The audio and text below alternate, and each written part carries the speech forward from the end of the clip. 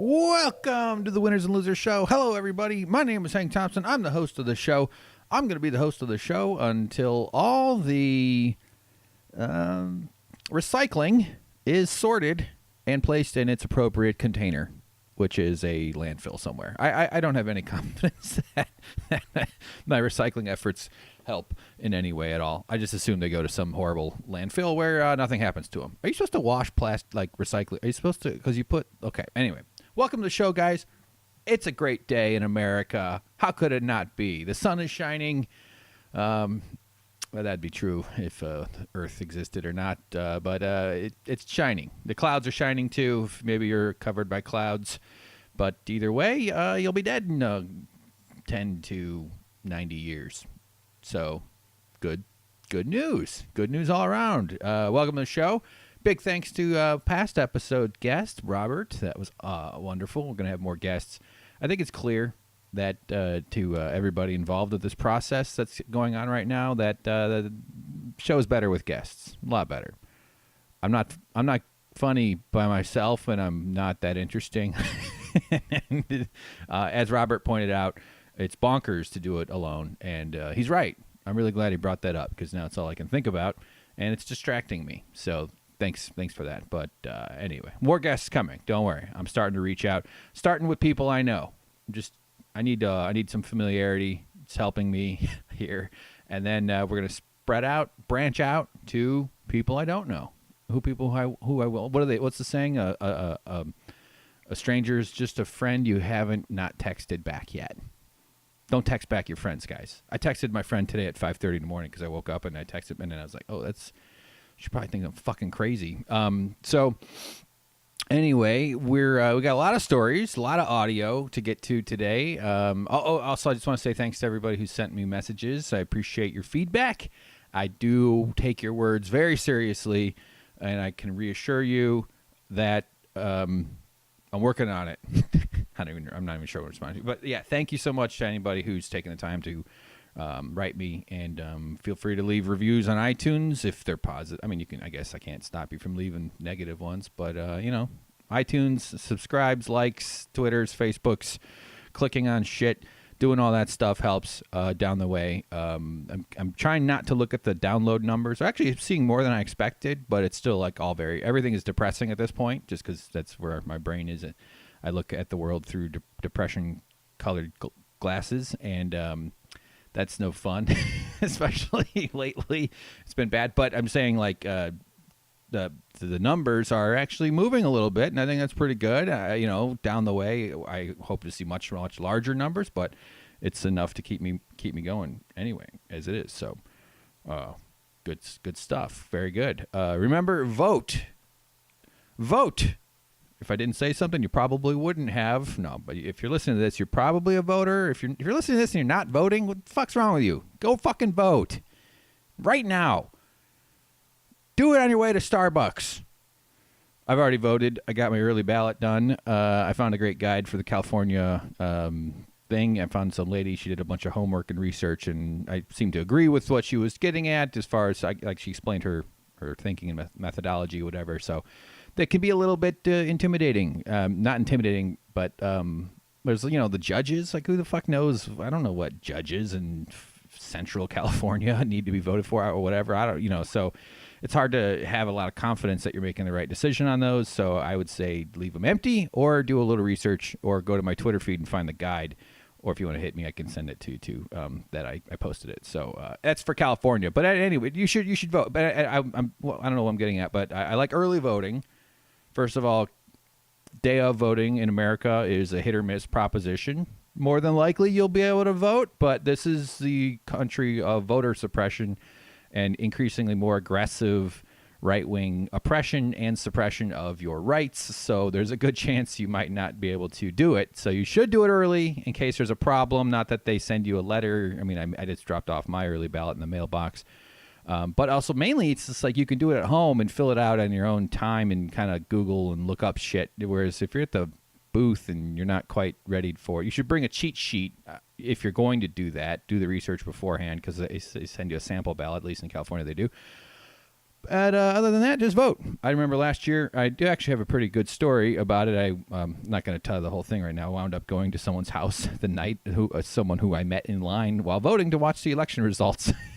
We kind of buddied up because it took about 30 minutes. We were a lot of talking, and I remember making a guy laugh a bunch, which is my favorite memory of last year because I'm a fucking narcissist comedian guy who really, that's the best part of life is other people's joy.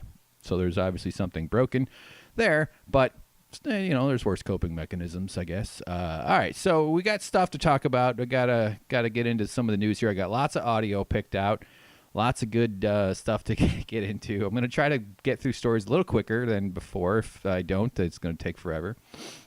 So just real quick, right off the bat, off the transom, is that the right phrase? Off the wires, coming in hot here. Megyn Kelly up to her old hijinks of bamboozling her viewers into racism and being like weirdly defensive about her white skin and her people whiteness, I guess. She's, as you'll recall, Megyn Kelly was a Fox News host, one of their top people. She got hired by NBC, but she spent years just carrying water for the right wingers and racists, and like she's the one who went out of her way to make sure we all understood that Santa is definitely white. This fictional cartoon that travels down your chimney and brings you presents and then gives in exchange for diabetes, cookies and milk, is white. He is not a black or a brown or a yellow or a purple or a green or polka dotted. I like when people do I don't care what color you are, if you're black, white, brown, yellow, green, purple, blue, but I like when people do that, but I want to hear people do that with gender. I want to hear that because gender is a big topic. It's in the conversation quite a lot these days. I just want to hear someone be like, I don't care if you're male, female, black, blue, brown, yellow, polka dotted, striped, camouflage, turtle. I don't care at all if you're black, blue. I could have done that better. I gotta admit, I fucked that up. God, he's doing these solo. Really, it's a stupid idea. I just gotta start booking people. It's okay. All right. Let's do this. So we got some audio here of Megyn Kelly. She's on NBC here. She's rich. All these people are rich. She's sitting at a table, just to paint the scene, with Jacob Sober up. It's Sober off. That's just a little fun wordplay there. He is the bespectacled guy who he actually broke a lot of news about the child concentration camps that America runs, the caged babies. He's done some reporting on that. I've actually seen this guy in person when I was working with Jimmy Dore when we were in the Iowa. We were covering the Iowa caucuses at the Bernie Sanders campaign headquarters there, and Jacob Soboroff was standing there. I was like, hey, that's the Al Jazeera guy, because he wasn't on NBC yet. But he's just one of these guys. Anyway, he's sitting there talking with two of America's great thinkers, Melissa Rivers, Joan Rivers' daughter, and Jenna Bush, George W. Bush's daughter, also Laura W. Bush's daughter. So, and Megyn Kelly. So they're the four at the table. Let's just hit play, and we'll let the hilarity ensue. I mean, the racism will ensue. Go racism. You'd still be able to dress like a moron. But what is racist? Because truly, you do get in trouble if you are a white person who puts on blackface on Halloween. Okay, so she defends blackface. That's what's going on. I forgot if I said that or not. But she's saying it's okay she dressed as black. I don't know. Let's just listen. A black person who puts on whiteface for Halloween. All right, sorry. See, this is how I'm bad at this. Let me rewind a little. She makes this false equivalence thing here. Listen to this. You do get in trouble if you are a white person who puts on blackface for Halloween, or a black person who puts on whiteface for Halloween. Yeah, so she starts, like a white person puts on blackface or a black person puts on whiteface. Like that's not, is that, like it makes it seem like, one or the other, black people do it, white people do it. Who's really to pay attention to this? I'm sure it's happened. I suppose a black person of the many, many millions in the world has probably painted his or her face white or something. But it's not like that's the thing that is creating waves culturally that needs attention. And this isn't the biggest issue in the world right now, says the privileged white guy this is just Megyn Kelly. And it's more that it just shows how NBC keeps these types of people front and center. That's kind of like the grander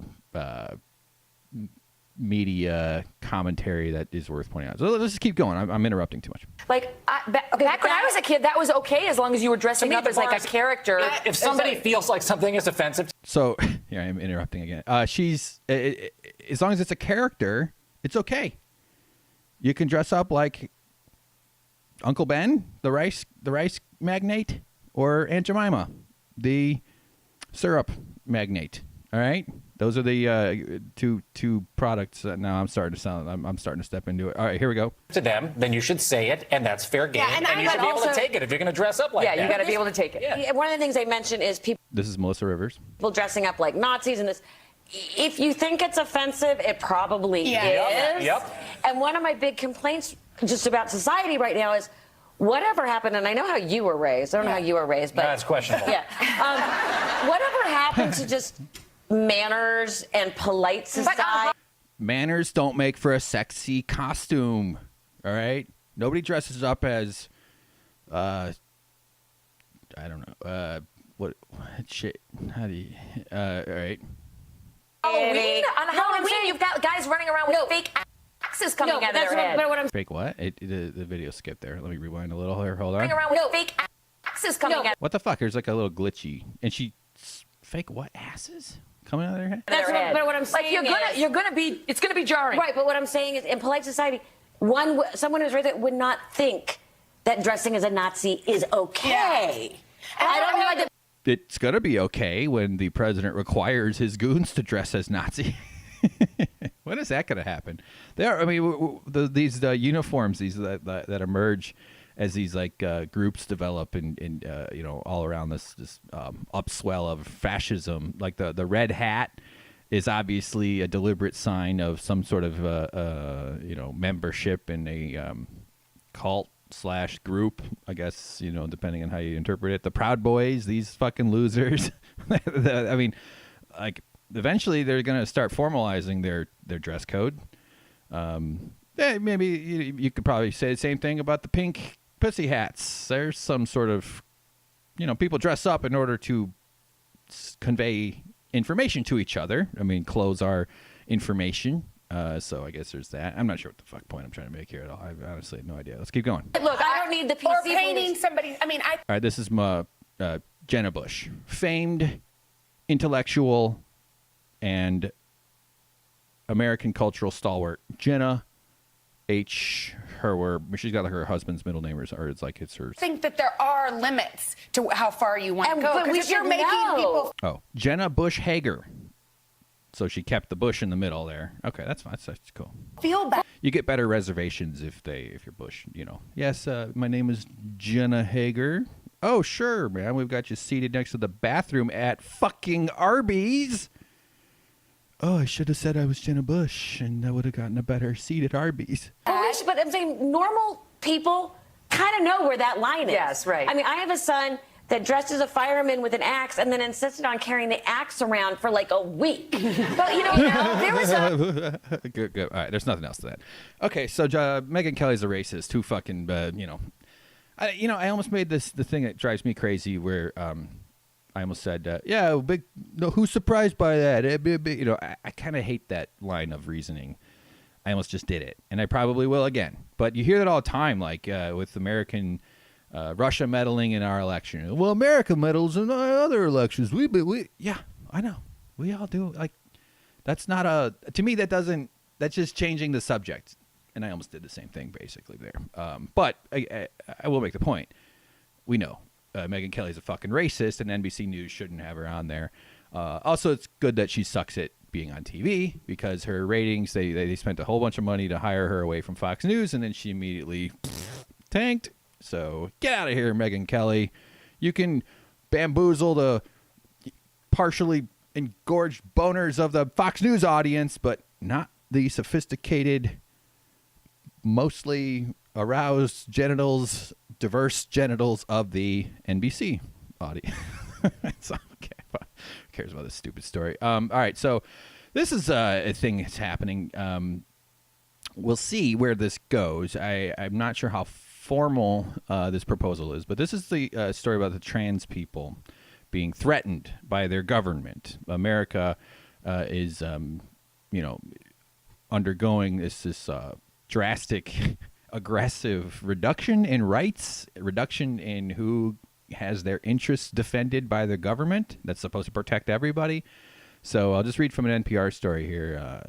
A memo that has reportedly been circulating at the Department of Health and Human Services aims to narrow the federal government's definition of, quote unquote, sex under Title IX, a change that could leave transgender people without a number of the legal protections that have become standard in recent years. The memo reported on by the New York Times has not been released publicly. NPR has not seen it, and HHS says it does not comment on, quote unquote, alleged leaked documents. But the potential impact of the policies described in the memo and the headline under which the Times ran its story, transgender, could be defined out of existence under Trump administration, inspired grave fears and fervent protest. As it should. This is shitty. I mean, right before the election, there's probably more of a tactical kind of Republican bullshitting kind of thing going on where they're trying to gin up their base. I imagine that's more what this is about than anything as to why it's out now. But it's a legit, scary fucking threat and should be resisted. This is absurd. Trans people deserve equal rights under the law, just like everybody else. And they're tough. They're brave. They're human. I mean, I don't know what. Like, I couldn't imagine having to negotiate that process myself. I'm struggling with my own fucking life, and I don't have any of this kind of thing in my head at all. But I can relate to it as a human being who deserves respect and dignity. To me, there's just a simple.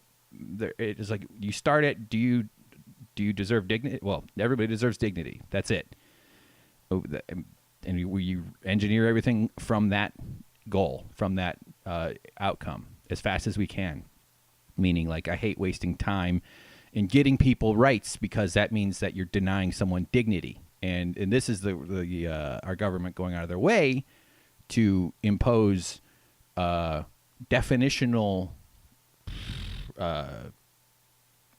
terror. I don't know, but I mean, this is terrible. I mean, you can't do this to someone. You can't do this to people. They would lose rights. They would lose the ability to employment rights and marriage and inheritance and all this other stuff that comes along with the way we allow families to be defined, because this stuff matters.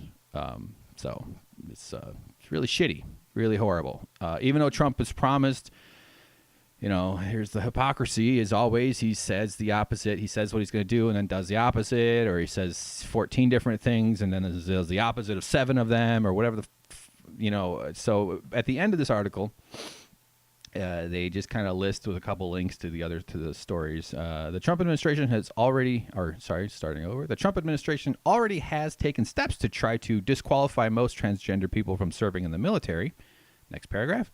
Earlier this month, the State Department implemented a policy denying visas to same-sex partners of foreign diplomats and the staff of U.S.-based international organizations if they are not legally married. Many of the affected couples are from countries where same-sex marriage is illegal. So these people, these backwards, theocratic, autocratic, Republican, right-wing fuck faces are going out of their way to discriminate and impose these laws and these strictures on this group of people who are marginalized and who don't have a lot of power. I think I've heard the number 1.4 million people in America are transgender. That's not a small number. By the way, even if there were one person, they be deserving of all the rights and dignity that they should get. This is one of those weird ones.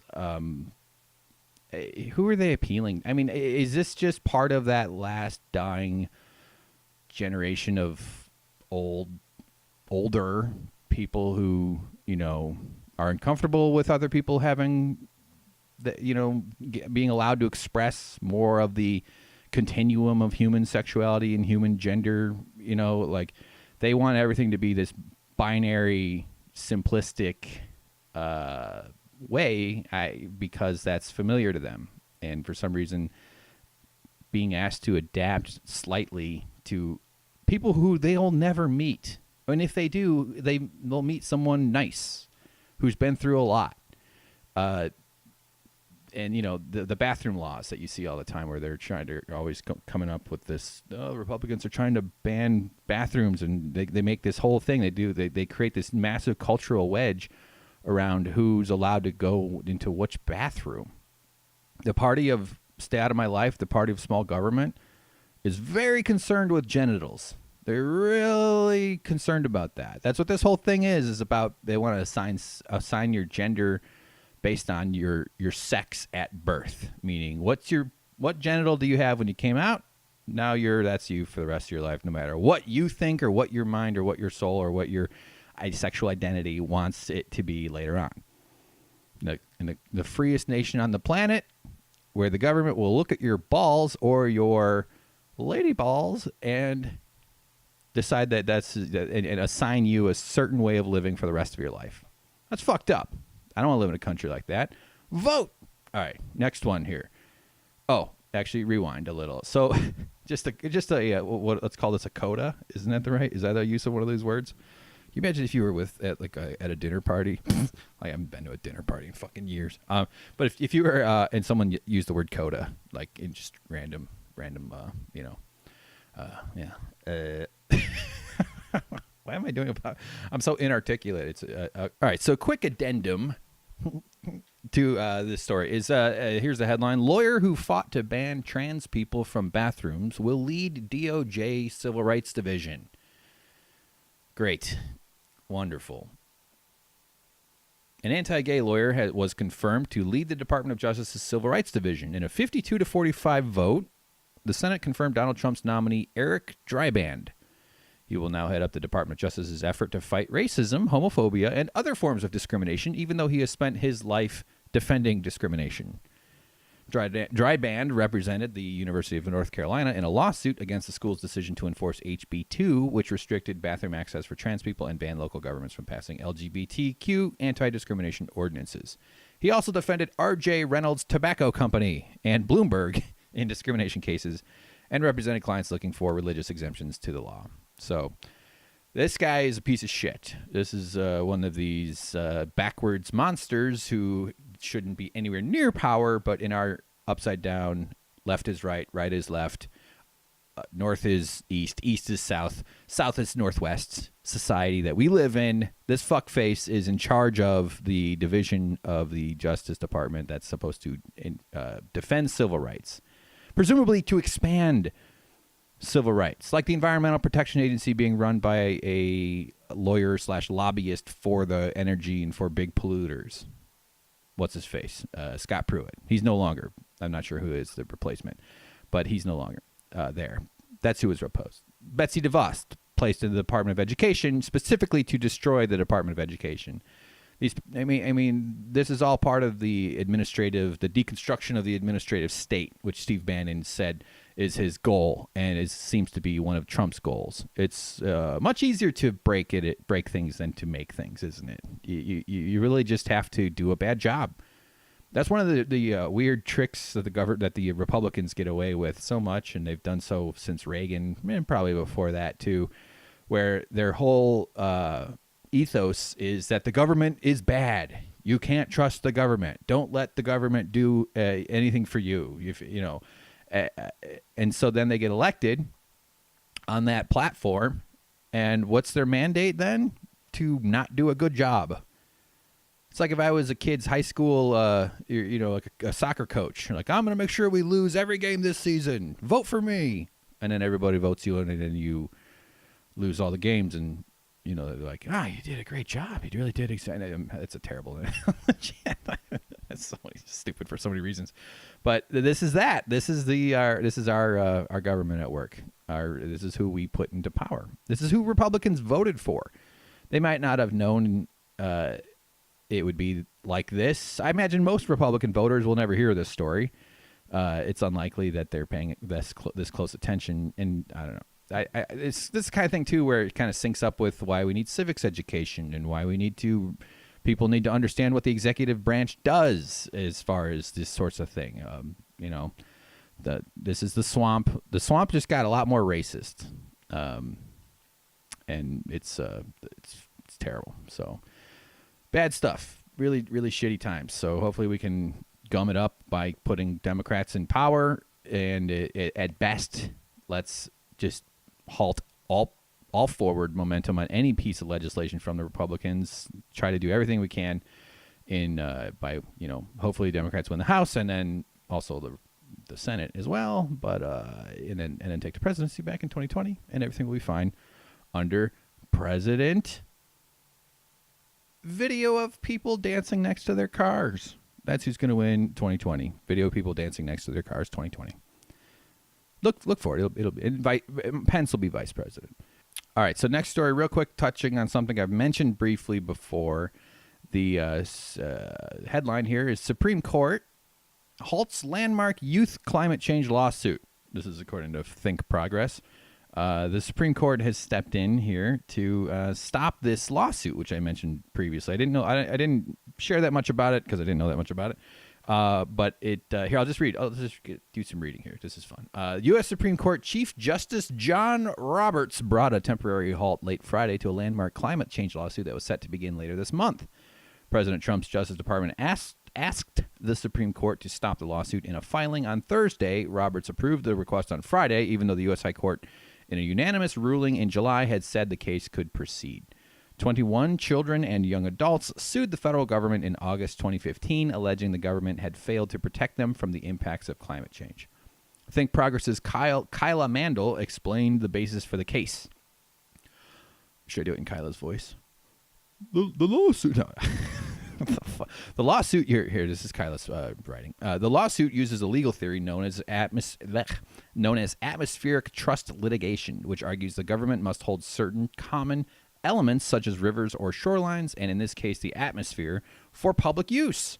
By failing to protect and preserve a clean atmosphere for future generations, by promoting fossil fuels, for instance, the lawsuit argues that the government is violating its obligation to the public trust. I feel like we could sue the government for a whole bunch of stuff. Like all the ways they fail to allow us to pursue happiness. Is that in the is that the Constitution or Declaration of Independence? See, now I'm just revealing my ignorance right here. This is a good lawsuit. I'm for this kind of thing. I don't know how much it's going to change the future. I did read that what they're asking the government to do is to take steps to address this thing. It's really unfortunate and sad that we have to get to the point where global warming is very well underway. We're seeing evidence of it every year. Every year is the hottest year on record. Every year the storms get worse. Every year we get more and more intensity in hurricanes. Every single year we get worse wildfires. It's happening. It's well underway. And what we're hoping is that the right-wingers, who are all placed into power under funding, as well as a lot of Democrats too, but we're placed into power under funding from the polluting companies that cause this problem, are going to allow our children who will pay the price to sue about it. So that maybe if this lawsuit is allowed to go ahead, which it was in July, now Trump has asked the Supreme Court to review it and pause it for a little while. Now they're going to make a decision tomorrow, Wednesday, which is, let's see, the date today is 23rd. So tomorrow, the 24th of October. And then we'll see where the timeline goes from there. It won't be enough. I mean, I'm glad this is happening. I hope that the people who sued win this case. The more attention we can bring to this issue, the better. But it's how much difference is it going to make? I don't know. I mean, certainly not with these fucking maniacs in charge. We were going to have a tough fight on our hands if we had started in the 80s dealing with this problem. But the way we're doing it, it's like we're in a video game and someone just turned the difficulty all the way to give Donald Trump power. What a stupid fucking thing. It's just the dumbest thing a society could possibly do to itself. It's put someone and just the way, I mean, if only it were just an idiot in charge with good intentions and the rest of this, but it's not. He has horrible, evil, disgusting, confusing, greedy intentions, and it's not just him. It's all the people that are using him to get what they want, to advance their own agenda, to it's nuts. It's just okay. All right. Well, so we'll see what happens. Make sure you have your sunscreen, white people. All right. It's rough out there. Give it about 15 minutes if you want to get a little color. That's what I do. And then let it, I got a terrible, terrible skin color. It's My arms are decent. No, they're not. They were when I was a caddy. All right, so real quick, because I had Robert on last week, I didn't get to some stories I was going to do. Although I don't know if this happened before or after Robert. I'm trying to jump through some of the my little checklist of stuff to talk about. So we're going to talk about Elizabeth Warren's DNA tests and Khashoggi. That hasn't come up on the show yet. And I have some audio from Jared Kushner. The golden child speaks, everybody. Good news. Why am I doing like a tease in the middle of the show? So Beto and Ted Cruz had a debate. I'm not going to play audio from it. I was watching it, recording audio, getting all into all right, I'm going to produce for the show. I'm going to make... And then it's just Ted Cruz saying a bunch of weird, creepy, slimy shit, and Beto O'Rourke being him. I'm not as impressed by him as everybody else seems to be. He seems to have a good energy about him, and I'm glad he's doing his thing, and I really hope he wins.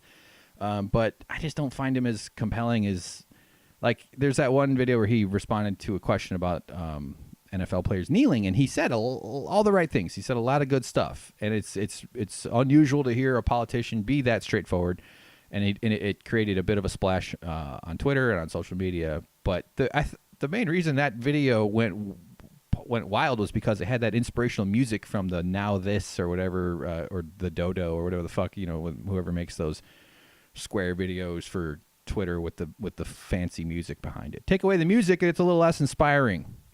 The point is, everybody should play inspiring music while they talk. All right, so I just searched YouTube for inspiring music. Here we go. You ready? Oh shit. Oh fuck, it's a commercial. God damn it. I'm barely inspired. Here we go. Inspiring music, everybody. Oh, yeah. Are you ready? Let's do some fucking push-ups. Come on. Okay. I'm just distracted. Where are we? All right. Yeah. So Beto and Ted have to deal with this fight they're having here. Only thing I'm going to get into is, actually, I have heard this song before. Let's do a little swell here. No, I'll do it when the music gets loud. It's coming right up here real quick. Don't worry. This is where the falcon sweeps across the cliff. Tedo O'Rourke versus Beto O'Cruz. Here it comes. Hold on.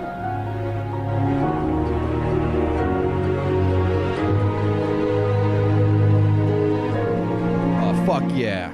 Fuck yeah. I want to take my shirt off in the rain. I want to be one of those guys who's so handsome, I go and I run all night or something in a leather jacket, and then I cry at a fountain or something. Here we go.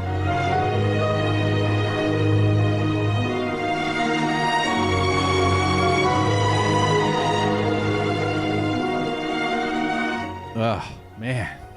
Perfect music for a hemorrhoids commercial. Anybody who dealt with that issue knows what I'm talking about. All right, so here's some polls from the Texas Senate. According to Real Clear Politics, not looking great for our buddy Beto. He is down, ranging from 5 points to 7 to 9 to 8. Yeah, so he's down by 5 to 10 points. Got a lot to overcome there with only 2 weeks to go. Could be, we'll see. Hard to know. I don't know how much you should trust these polls. I don't think you should discount all polls because they seem to be pretty wrong about Trump. But it'd be stupid to do that, but who knows, man? Hopefully this poll is wrong in my favor, in our favor, in O'Rourke's favor, but he's got a lot to make up. I think he'll win. I don't know why I think that at all. I just think that the blue wave is going to be bigger than we think. It's very difficult to know. I hope it is. God damn it. Maybe I have to think that because it's one of the few things giving me any sense of hope at all these days. So even though it's just so fucking Chuck Schumer and Nancy Pelosi can fuck it up. But we got another ad to listen to. Chrysler Pacifica plug-in hybrid. Oh yeah. So I can drive in the coveted HOV lane by myself. Fuck yeah. Skip ad. More inspiration. You ready? Let's do a little more inspiring music.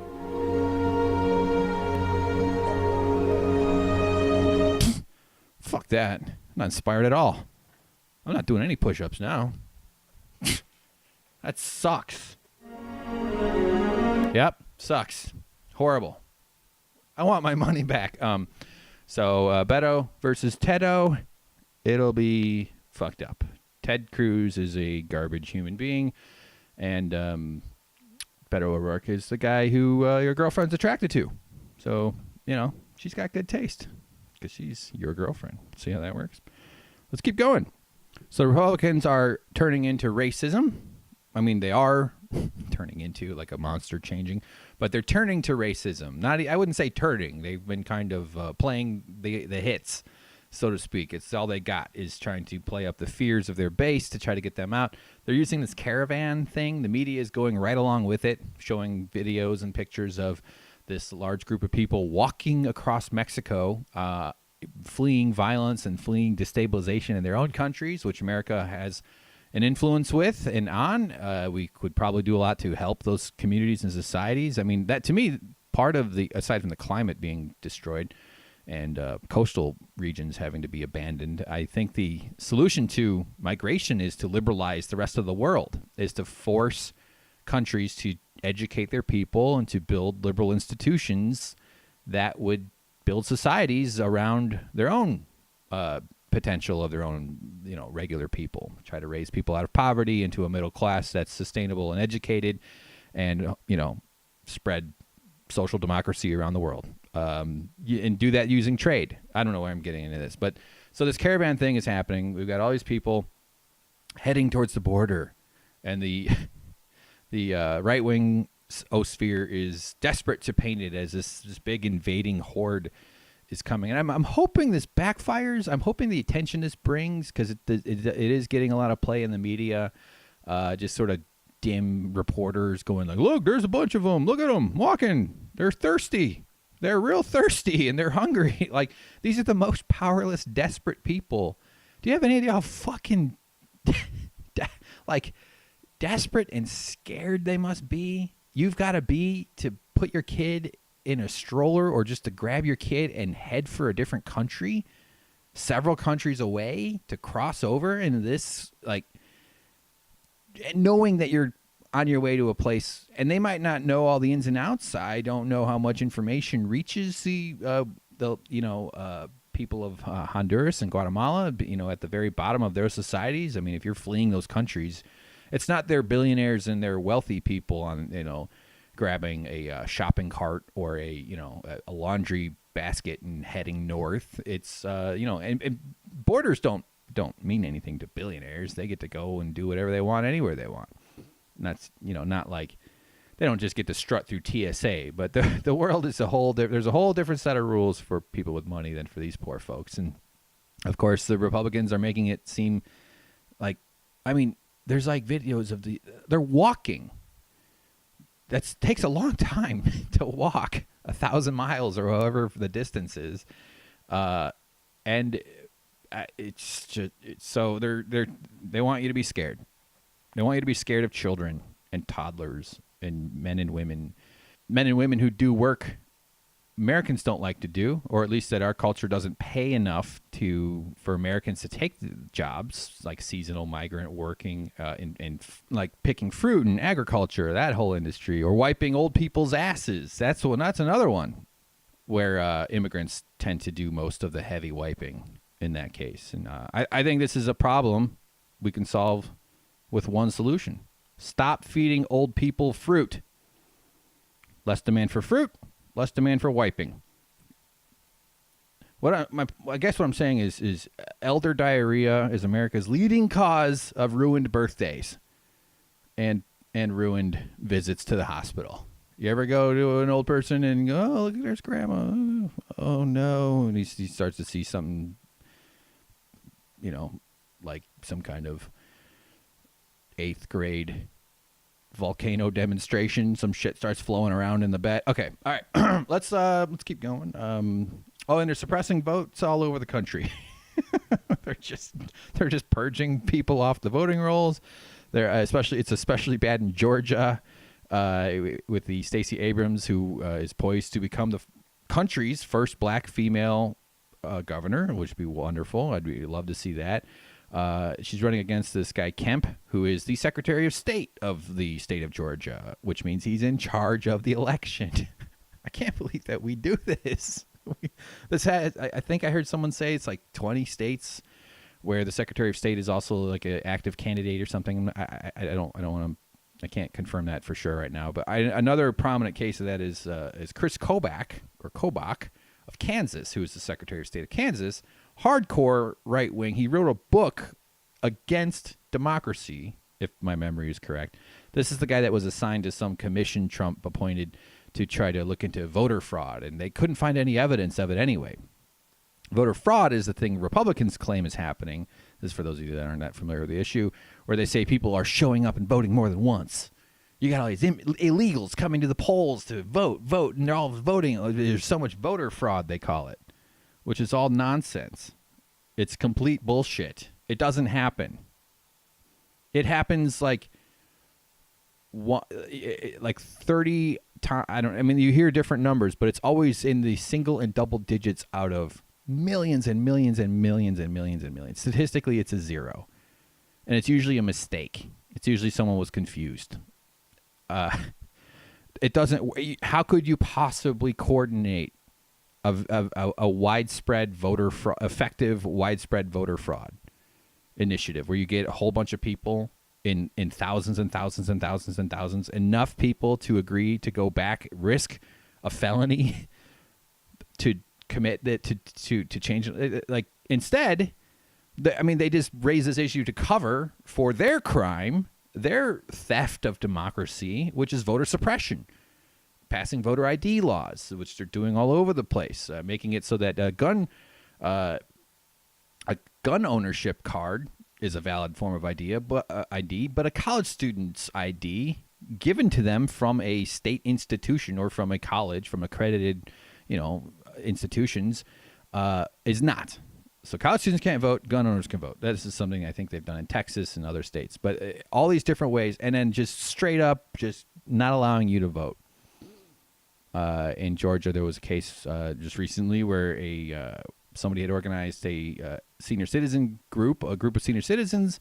All of them were African American, and they got a bus. They were all going, and they were going to go to the first day of early voting. And someone came on board, someone from I'm not sure what their official position was, but they stopped the bus and they forced everybody to get off the bus, and they refused to allow these people to go vote. Saying that I think the excuse I read they said was this is not. We can't be confident that this is a safe thing for the seniors to do from this facility. Like they came up with some bullshit, bureaucratic nonsense for why they can't go, and it's because they were black people going to vote. This is happening in America, and that seems to have backfired. That happened about a week or two ago, and it seems like that's brought a lot more attention to that issue, and people seem to be even more determined to vote. But when it comes down to it, there's as the election nears, it all just gets crunched. So eventually there's a certain point where we can't respond to all the shenanigans, and these guys are going to get away with all kinds of stuff, which is fucking scary. It is going to be a really interesting election to watch. I'm looking forward to paying attention and seeing what happens. So we'll hopefully, they're not able to get away with all of that. It's just unbelievable that we allow the state official who's in charge of the election to also be a candidate in their own election they're in charge of.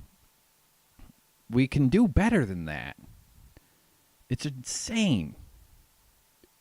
It's not unlike during the 2000 election with George W. Bush, where the campaign co-chair or chair, I'm not sure, was Katherine Harris, Florida's Secretary of State. She wasn't running in that contest, but she was the person in charge of how Florida administered its elections, and she was the campaign chairperson for the state of Florida for George W. Bush, or co-chairperson. That woman was a real goon, man. Fucking crazy. It's nuts. All right, so let's talk about Elizabeth Warren's DNA test. Not a ton to say about this. If you've been paying attention, you've probably seen most of the takes going on around here. Just a little background stuff. I've got some audio here of Trump being himself, of course. This is from a rally in Montana. Now, just the quick beats is Trump has been attacking Elizabeth Warren using this racist slur, smear, weird dog whistle term. He calls her Pocahontas. Everybody is familiar with Pocahontas from the cartoon called Pocahontas, about the famed American Indian woman who was named Pocahontas. Actually, her life story, I don't know at all, but she went to she was brought over to Europe, and I think they tried to westernize her or Europeanize her, and I think she had kind of a tragic life, if I'm not mistaken. The reality of it wasn't real good.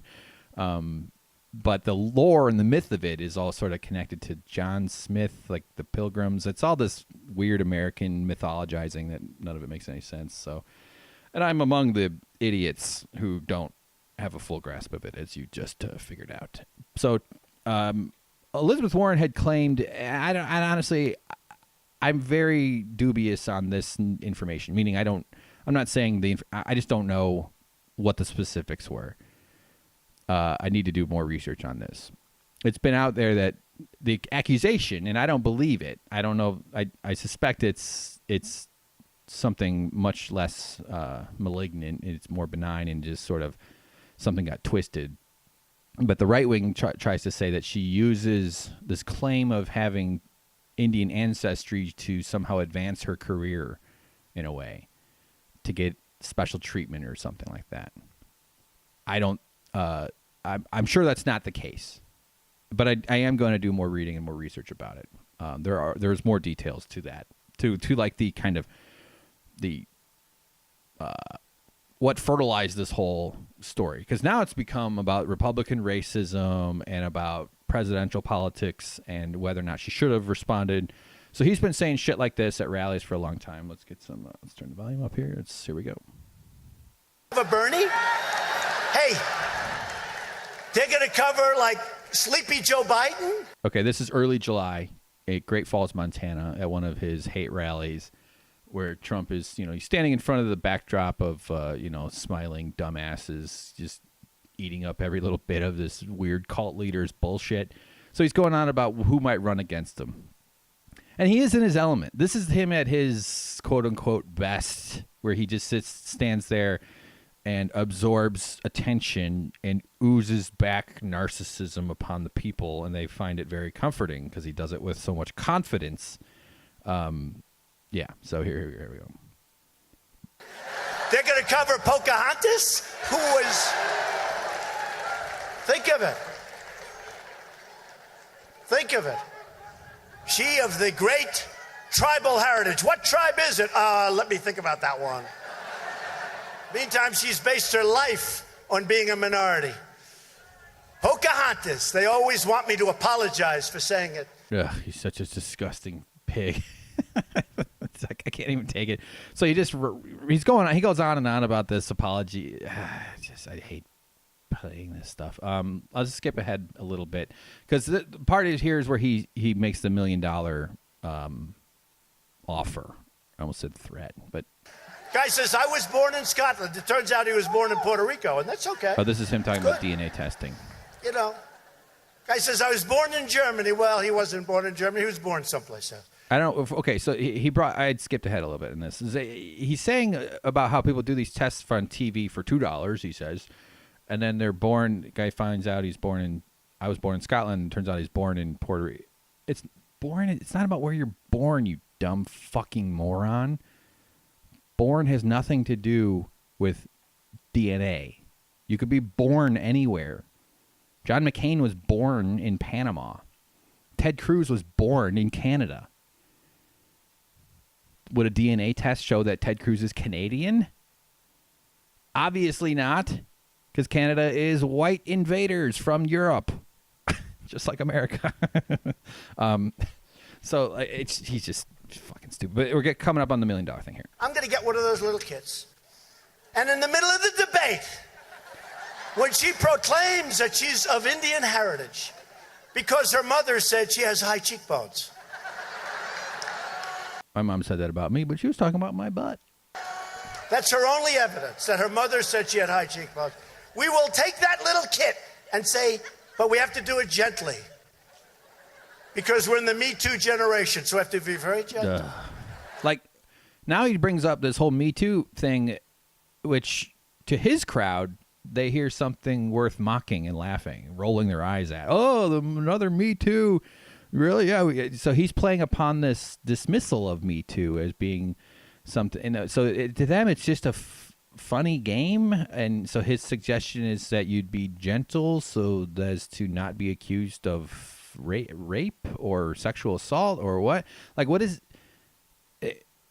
This is part of the way that these ideas get communicated. They're more like, I like to use the word spell. It's like a wizard casting a spell, because he's not operating within proper language or logic that you can, because that's why when you read transcripts of Trump, it's like reading a psychopath's ramblings. I mean, because that's literally what it is. But there's a lot conveyed in the tone and in the way he casts his spells with his arms. He's always gesturing, and that's a whole big part of the whole thing.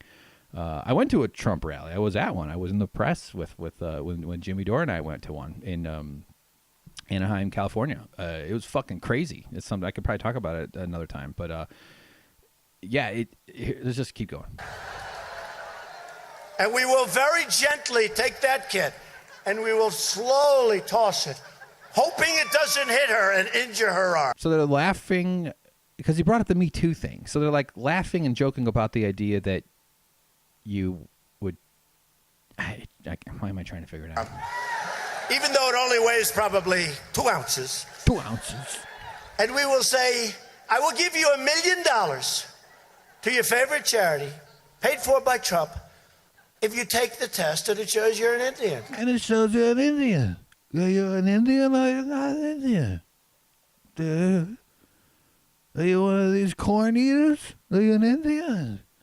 Fucking piece of shit. I hate this. I hate this guy. So that's him saying he would do it. I mean, that's him saying it. And then later he was asked, once she did the test, that showed that she has some Indian DNA. American Indian, native person. It's crazy that we call them Indians. How is that still a thing in 2018? Because fucking Christopher Columbus was a dumbass. There's actually a thing about, like, he didn't understand he actually, people say he's brave and he had this risk to him, but he actually thought he was operating on completely wrong information, like for the time even, like, so he was just a moron. But I mean, I'm sure he had like navigation skills. I don't think I could run one of those boats. I'm not trying to flatter Christopher Columbus. He's a fucking horrible guy. But Trump denied saying this. He denied ever saying the 1 million thing. Of course, that was just a fucking lie. And now here's audio of him. Starts with a news reporter talking about the results. And of course, this is where he says he needs to do it himself. Senator Warren released some of her DNA results that show a strong likelihood that she does have Native American roots. How much? 1,000? Do you owe her an apology? No, I don't. What about the money that I owe her. She owes the country. Melania's standing next to him in a USA hat, which they sell. This guy has merch. And his wife is standing there smiling. You know how she's the most bullied person in the world and is fighting against bullying? She's standing there next to the king of the bullies. Apology. What's the percentage? 1,000? I don't have the exact numbers. Okay, tell me, when you have the percentage, tell me what the percentage is. What about the money that you told her you would... You mean if she gets the nomination in the debate where I was going to have her tested? I'll only do it if I can test her personally.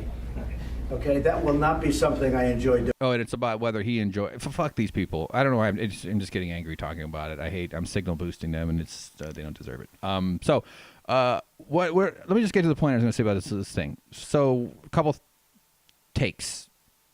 Some people say Elizabeth Warren fucked up with this. That seems to be a majority consensus. Not that every take I've seen, I'm using the word take seriously, suggests that it's not universally derided that she did this, but most people seem to think she's playing into his hands, that she doesn't really gain from doing the testing thing, and because there was some pushback from I want to say the Cherokee Nation, I'm not sure exactly, but one of the Indian organizations said that, like, yeah, that's not how we actually assign culture here and identity.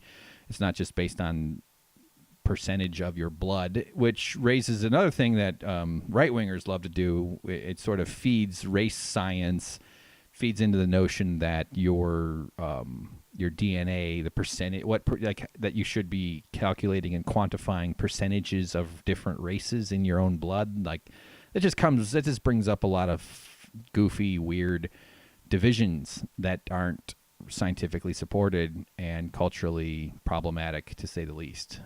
So, I'm 40% Swedish, 40% German, and 20% egg rolls.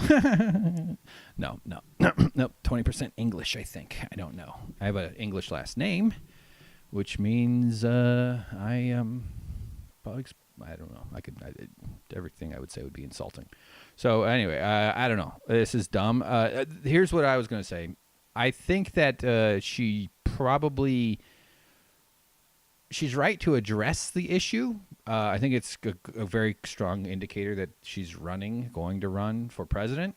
But what I fear will happen, I'd like this to all just go away, not be a thing. It seems to have a lot of resonance on the right wing, among the right. So it'll definitely be brought back up if she runs, especially if she becomes one of the front runners, which she's almost certainly guaranteed to be in the top 3, especially for the first year. We have 2, she's all like, it's these elections go for longer than 2 years. We need to drastically change our fucking or how the mechanics of the elections work. It should be, in my opinion, it should be like 5 weeks for midterm years, and like 5 weeks before the election is when the election starts. And on presidential years, they should get 8 weeks, 2 months before the election. Talking about it, you talk about the election before 2 months, you go to fucking jail. Maybe not jail, but a fine or something. Like, it should be very illegal to do any campaigning, just simply on the grounds of you're not doing your job if you're running for office. Your job is to legislate, to govern. You're not doing it if you're running for office. And most of these people, especially like the state representative, not state, House representatives, they tend, you hear stories about how they spend X number of hours a day just calling people and asking for money, fundraising. It's all about how much money they can raise. And it's an arms race, and it's disgusting, and it's ineffective, and it's a stupid way to run a country.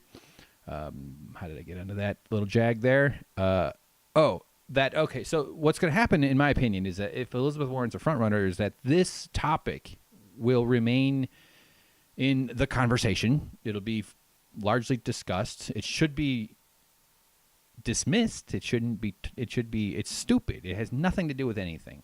Nobody's like. It's not one of those kitchen table issues where families sit around the kitchen table with their, electricity bills and school pamphlets for where they want to send Junior to college, and they go, man, it's life is just but Elizabeth Warren's DNA. We're gonna have to ask you to go to community college there, stupid Billy. I don't know where the hell I'm going with that. Every once in a while I remember that this is all going on the internet. And it makes me regret starting. So, but what's going to happen is that the media is going to treat this the way they treated Hillary's emails. Hillary's emails was a non-story. Maybe a couple articles at most. Who gives a shit? But it was treated by the press as, because they had to do this false objectivity thing, where both sides just, well, boy, Trump, he's got some money laundering with mafia characters. But on the other hand, Hillary had an email thing. And then they talk about the email. And then they talk about the emails. And it was the most covered story of the 2016 cycle. And this will be similar to that, at least that's what I'm worried will happen. Because the press will look for something to equate to Trump. And they're going to come up with this, even though it's nothing. It's a non-story, but they're going to stick it to her. Oh, so they're going to play it like she's dishonest and she's lying and she's manipulating. It's all nonsense because it's easy for them to just bullshit and lie their way through, because the press fetishizes objectivity and appearing to give both sides fair shake. Well, we call it like we see it. We don't let Democrats get away with anything. We don't let Republicans. They're worse. They're far worse. So anyway, that's what will happen with that. It's going to be brought back up as a cudgel and it's going to be an annoying distraction. Although this is America, who knows what kind of fucking nonsense will be flying around at that point. God damn, it's already over an hour. Jesus. I got a bunch of Van Jones. So, all right, we'll talk Khashoggi because that's another big thing. I got a bunch of stuff about Khashoggi and the Saudi national who's a U.S. resident who's now been turned into a corpse of various parts by the Saudi government, and Trump and his friends are covering for a murder because we live in hell land here. But I don't have time to get into everything that I prepared for that because this I got okay. So Kushner, Jared Kushner, everybody's favorite Kushner, is one of the string pullers behind the scenes. He is America's golden child. He's everybody's son-in-law. We love him, but we never get to hear from him. No, for a long time, no one even knew what he sounded like. What kind of voice does this glorious man have? He's obviously a man of incredible repute and character because he's married to America's first daughter, Donald Trump's daughter, Ivanka, Donald Trump's daughter, Trump. Famous for wanting to be sexed by her own father. Oh, man. So this guy, the president's son-in-law, he was a big part of the campaign. Okay, fine. Family helps out with campaigns. A little shady. All right. But he gets in the office and immediately appoints Jared with the role of being the president. He gives him this huge list of issues to fix. So here's all the shit that Jared was supposed to fix because he's got incredible skill. You wouldn't believe how amazing this kid is.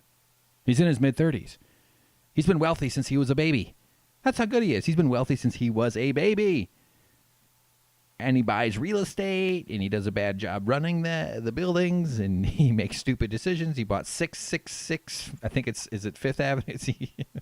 One of the failing Kushner properties is 666, the address, which is the devil symbol, as we all know, because that's real. So anyway, so he was tasked with fixing Middle East peace, bringing peace. Just that alone. Should be at least a full-time job for probably more than one person, but Jared could do it all. Opioid crisis, Jared was tasked with fixing that in America. Criminal justice reform, including prison reform, and he has done some work on prison reform, although opinions are, let's just, to be kind, mixed on whether it's effective at all. By the way, nothing's been passed. He was supposed to help repair America's relationship with Mexico and China as the Olympics were coming along, and I think that's right. Wasn't there something to do with the Olympics? Jared was part of, no, he was arranging a state visit. That's what that was. I remember that at the beginning of 2017, as well as do some outreach with the Muslim community, as he has done with business partners and all around the Middle East through various forms of corruption. So this guy has this enormous slate. And no job has ever existed like this. It's all just, he's the son-in-law of the president. This banana republic, fucking autocratic, fascist bullshit. Like, if Obama, I know this is classic if Obama, but if Obama had hired Malia's boyfriend or husband, these girls they're older. I mean, they're still probably not about to get married, but they were younger you get what I'm saying. This is not okay. The dude has zero experience in any of it. None at all. Just being a corrupt landlord and a shitty one from a family of fucking criminals. Why do you think he fits in with the Trumps? So I can't believe that this is where we are. So recently, Van Jones, who generally I like, he seems to stumble into gaffes. He's like I think he's a professor too, but he's like a CNN regular personality. Comes from the liberal world. I generally like Van Jones, but he's kind of swung and missed pretty poorly a few times, and this is one of those times, I think. So Van Jones is interviewing Jared Kushner. We finally get to hear him speak. He's spoken before. We were all disappointed to find out his balls hadn't descended yet. Maybe it's not fair to pick on a guy because he's got a weak voice. He sounds a little like this. This is Jared Kushner, and he's got one of these voices. He's sort of high-pitched. Well, okay, all right. It's not fair to hold that. It's like being shitty to somebody because they're short. It's not their fault, so much. But it also is not surprising that we just get this skinny, tall, fucking weakling little bitch in our government that's married to Ivanka. So obviously Trump's jealous of him because he banged Ivanka, allegedly, we would assume. All right, so this is a Citizen CNN forum. Hashtag Citizen CNN /resistance. A day-long political forum in New York City convened thought leaders and newsmakers to foster thoughtful dialogue and lively debate about the critical issues facing the American electorate ahead of 2018 midterm elections and beyond. So Kushner agreed to grace us all with his presence and be interviewed by Van Jones. Van Jones, I think this is an indication of the bubble. I think this is what we're seeing here. You'll hear it in a second here. I'm going to play a bunch of audio. But it's the bubble. So listen for how Van Jones butters up Mr. Kushner here. You might as well be tattooing a butterfly on the back of his neck, as if that's what you do. I don't know. How do people express affection?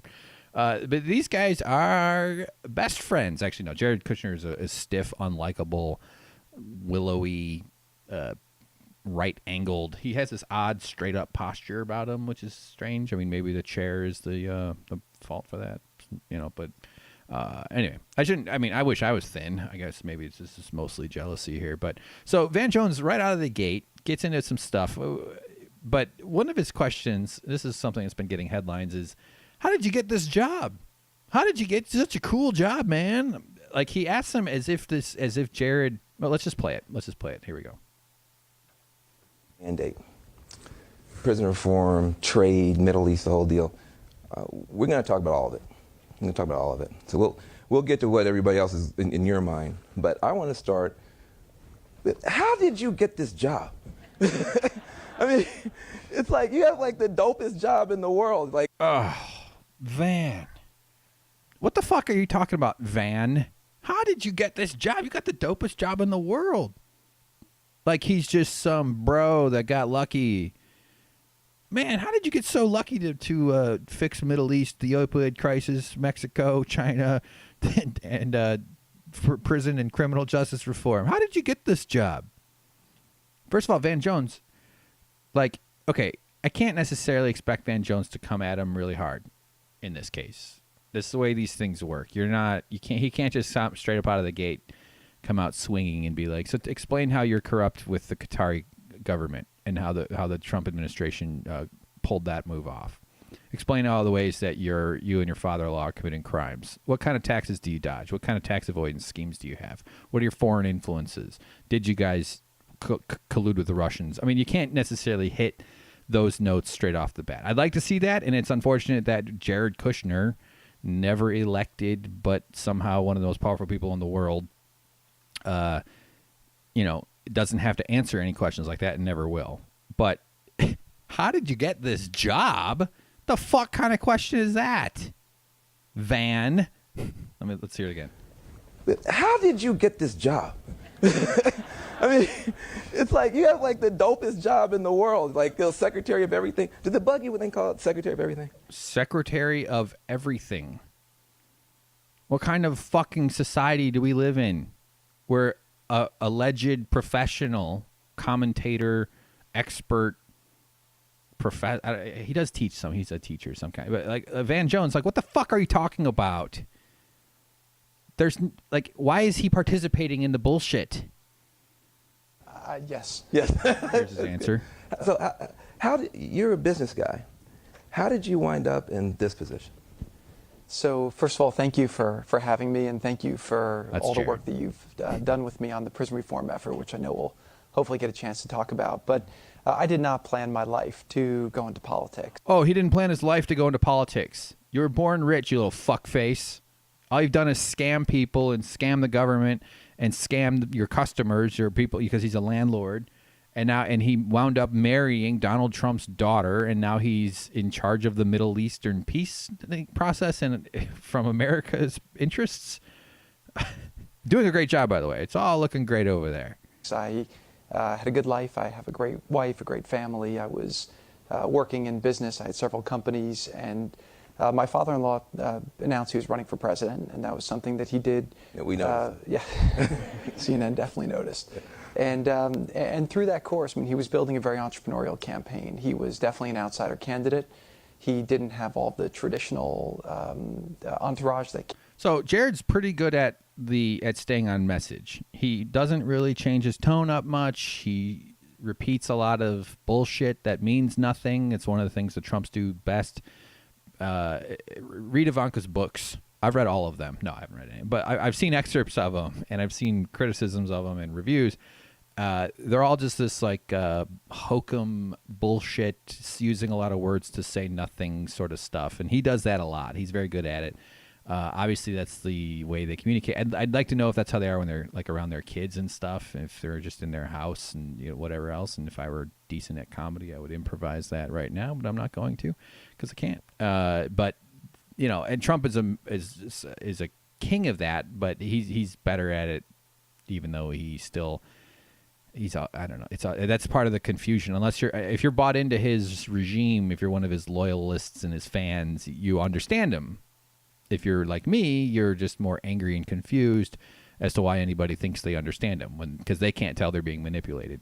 But it's a lot of this just nonsense, sticking to the point, repeating your talking points, and it's not necessarily a bad thing if that was the only thing going on. This guy's part of a regime that runs concentration camps for 4-year-olds, so fuck him. But here's a little bit more of that. With a politician. And so I kept getting called on to do more and more in the campaign. And as I would do it, I was involved in a lot of the operations. I took on a lot of responsibilities. I got the chance to travel with my father-in-law and to really see the country and to see what he was fighting for and to meet a lot of people, hear a lot of issues. And so he's traveled. He got to travel with his father-in-law. Doesn't that sound much less malicious than Donald Trump? My father-in-law. You're talking about this fucking monster. But he he did the kind of travel where you really get to marinate in the heart and soul of America. Traveling with Donald Trump, who famously refused to sleep in a bed that wasn't his own, so he would fly home to New York every single day so he could go to his own bed. And like, it's bullshit. And by the way, the people that they met, traveling with Trump, these are their victims. These are their people they're conning. They're not doing things to help anybody's lives. They're making the environment worse. They're not doing anything to fix the decline in wages. They're claiming that unemployment is down. That's bullshit. Unemployment doesn't mean anything if wages aren't going up. And it's a trend started under Obama, after Obama inherited a financial disaster from the previous Republican president.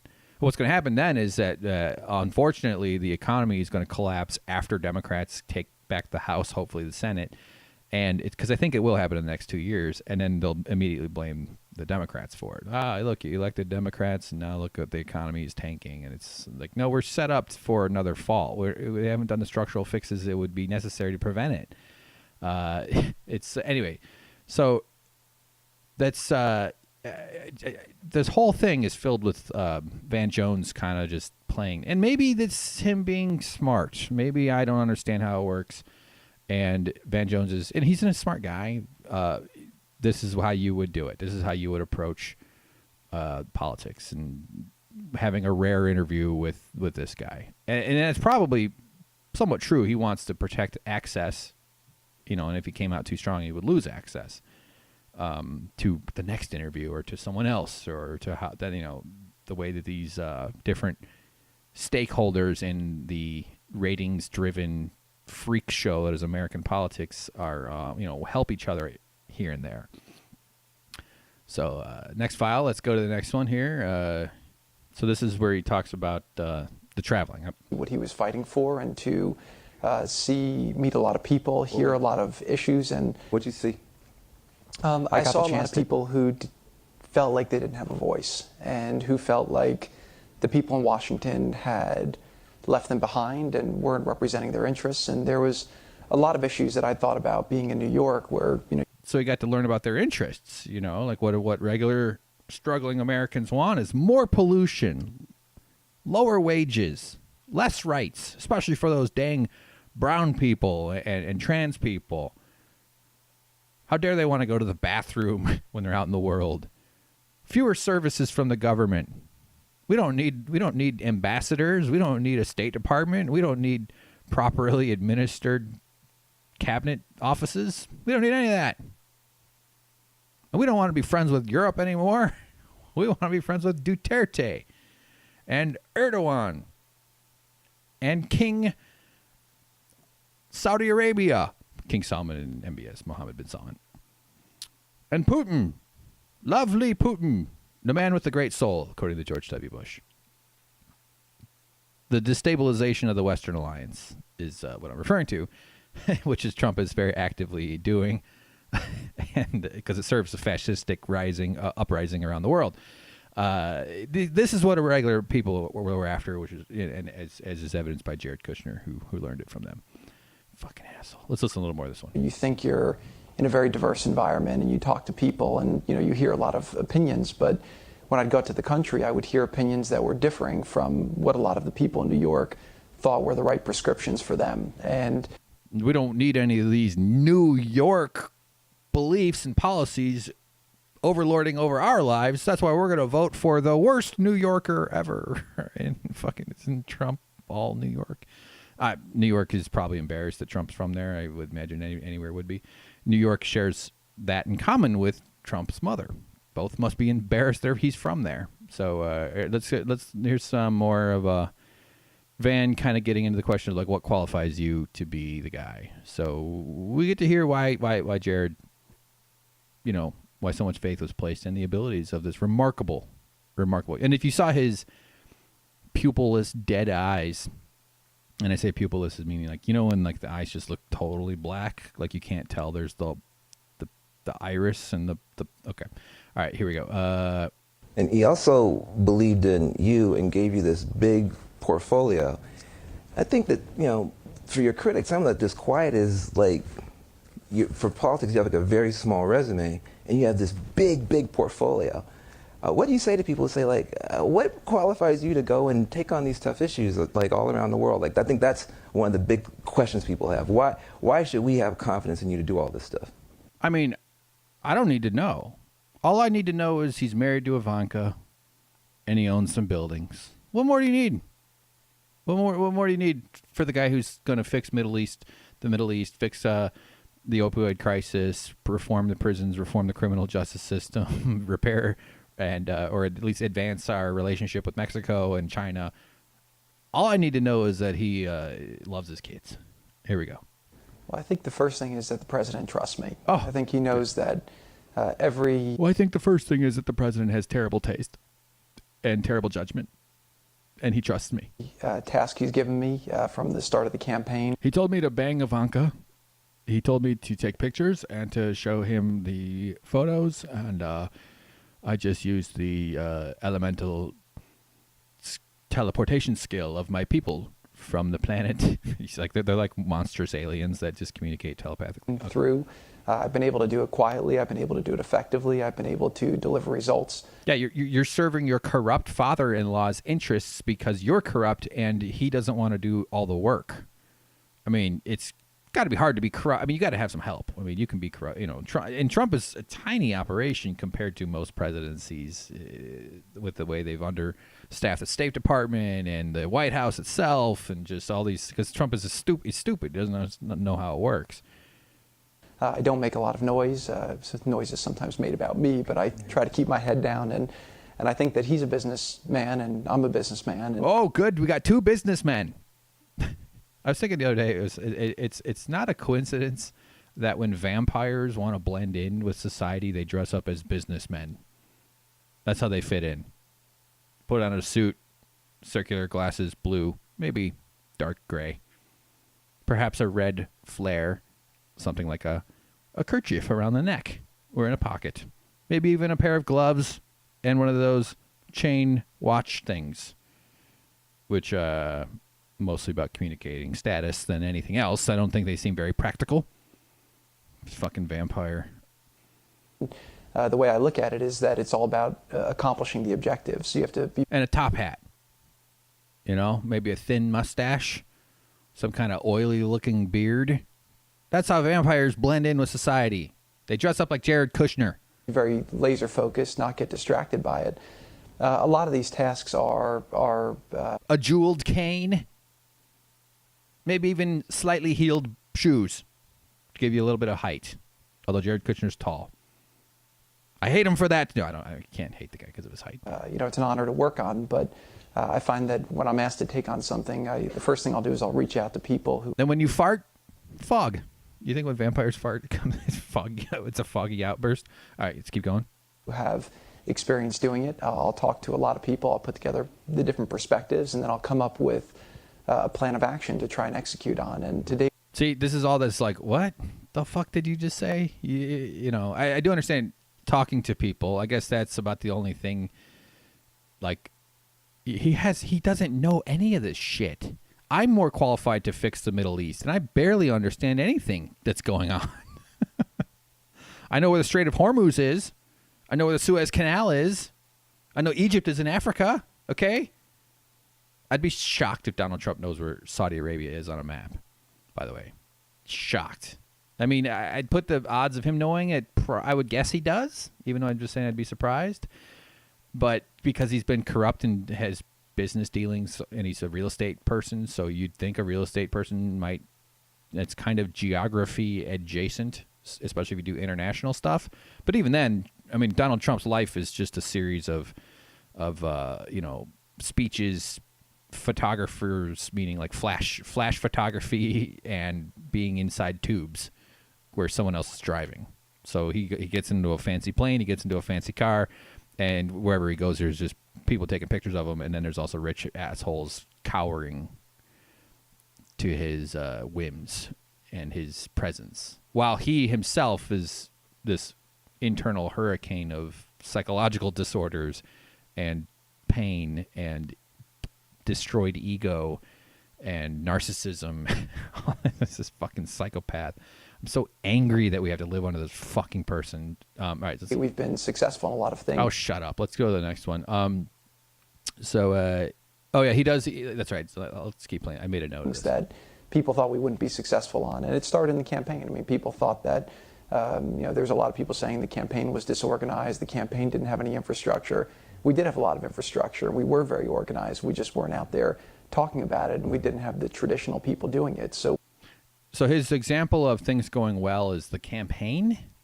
The campaign manager is about to be sentenced to several years for felonies. What's his face? The national security guy. The name's not there. Flynn, General Flynn, confessed guilty to crimes. I mean, his example of things going well was the campaign. Okay, it's because none of the things they've done resulted in any material improvement in anything. And you could make the case it worked because he became president. You know, that's an argument you could make about whether the campaign was effective. In that sense, it was. Hillary wasn't president. Should be, but it wasn't, isn't. We talked to a lot of convention. Okay, so this is the one. This is one of the many where Van Jones, like, I'll just play it. Let's just play it. We'll let you hear it before I don't want to influence your expectations. Here we go. Reasons why I want to have the conversation is because you do have an unorthodox approach, and I think a lot of people expect the megaphone approach, which is to broadcast your ideas, get a lot of people on board. You have more of the cell phone approach. You're not broadcasting. You're kind of narrowcasting to particular leaders. And part of this conversation, I want people to know how your brain works. Like, who the fuck wrote that? Thomas Friedman? You're more of a broadcasting, more narrowcasting. Like these like ridiculous juxtapositions that don't really mean anything. But he's getting to it. First, he calls them unorthodox, which is the way to kiss someone's ass. And then he just hits them with all this sort of soundbitey language to butter him up. And then this is when it takes a real crazy turn. You got called the hidden genius of the American. Now you're embarrassed, but Nikki Haley called you the hidden genius. And I think it's important for people to understand how you approach this stuff. Let's talk about prisons. Reasons why. Let's talk about prisons. The hidden genius. He's not like one of these upfront out geniuses like his father-in-law. What the fuck is this? Van, hidden genius. You know, people just don't seem to understand how special you are. You know, you keep it secret. Why are you keeping it secret? The world needs heroes right now. And you're the hero that we could all use. We need a genius. Why are you staying hidden, Jared? Why don't you come out and help us? Nikki Haley called you the hidden genius. You know, one of the frames, by the way, I do that I would suggest you try as far as ingesting a lot of the Trump information is everybody who works for Trump is only performing for him. So anything anybody says is to keep their job, and that means kissing his ass by complimenting Trump and complimenting his decisions and his family. And Jared is in that inner circle of, like, you know, he's in the protected class. Like, I wouldn't insult one of the Queen's corgis. I wouldn't be like, hey, that fucking corgi sucks, can't even step up the stairs. And he's like, oh, that's a puppy. He's a puppy corgi. And then be like, get a real corgi. Fucking Queen. He's one of the Queen's corgis. You're not going to shit on the Queen's corgis. You ever see those corgis, by the way? Every time I meet a corgi, I think to myself, I think I need to get a corgi. I really want one. I want them so much. Hashtag corgi, guys, Instagram. Go have a great time. So the hidden genius, like, what the fuck are you doing? You're a genius. Let's talk about prisons. And again, maybe Van Jones is playing, you know, third dimensional or 13-dimensional ass kissing that I don't understand. You know, I'm not sure how combative I would be anyway. I don't think I would call him a hidden genius. Because maybe it's effective. Maybe down the way, you know, like the first half of the interview is sort of setting it up, and the second half of the interview is knocking it down, and he brings the heat. There was one or two moments where he mentioned that there are opposition, that he's looking forward to the end of the Trump thing, but he didn't do it in any kind of forceful sort of declarative way. I mean, and it's good. I guess it's good that they're talking. These people cage babies. They literally put children in cages, and some of them have died. There's been cases of kids dying under the care of ICE. This isn't just let's have a conversation people. These people should be in fucking prison. I don't know if that means Jared needs to go to prison, but you're on the same team. Just because you're not the one locking the cages doesn't mean you don't deserve rage and scorn and 3 healthy meals a day from a prison person who gives you food, which is usually another prisoner as far as I understand. Here's the next one. Let's talk about prisons. We're going to do prison reform, Middle East, trade. We're going to get to all of it. But let's start where we started on prisons. Why are you working on prison reform and criminal justice? Because he knows he's going to prison, and he wants to have a better bed when he gets there. No, there's actually more of an answer to that, which we're going to get into, but let's just keep going here. And I obviously had 2 primary things that I wanted to work on. The first one was helping the transition. I think that we had a first 6 months that maybe were a little chaotic. A lot of people hadn't been in government before, and I do think the president made a lot of the right adjustments to get the right team on the floor. And I think now he's got a fabulous team. I think his economic team is very strong. I think his national security team is very strong. And I think that the next thing I really want to focus on was the U.S.-Mexico relationship. And I had an experience during the campaign which led me to believe there was a lot of potential for that. The president asked me to do the Middle East peace process. What was that experience? Van, ask him what was the experience during the campaign where he claims to...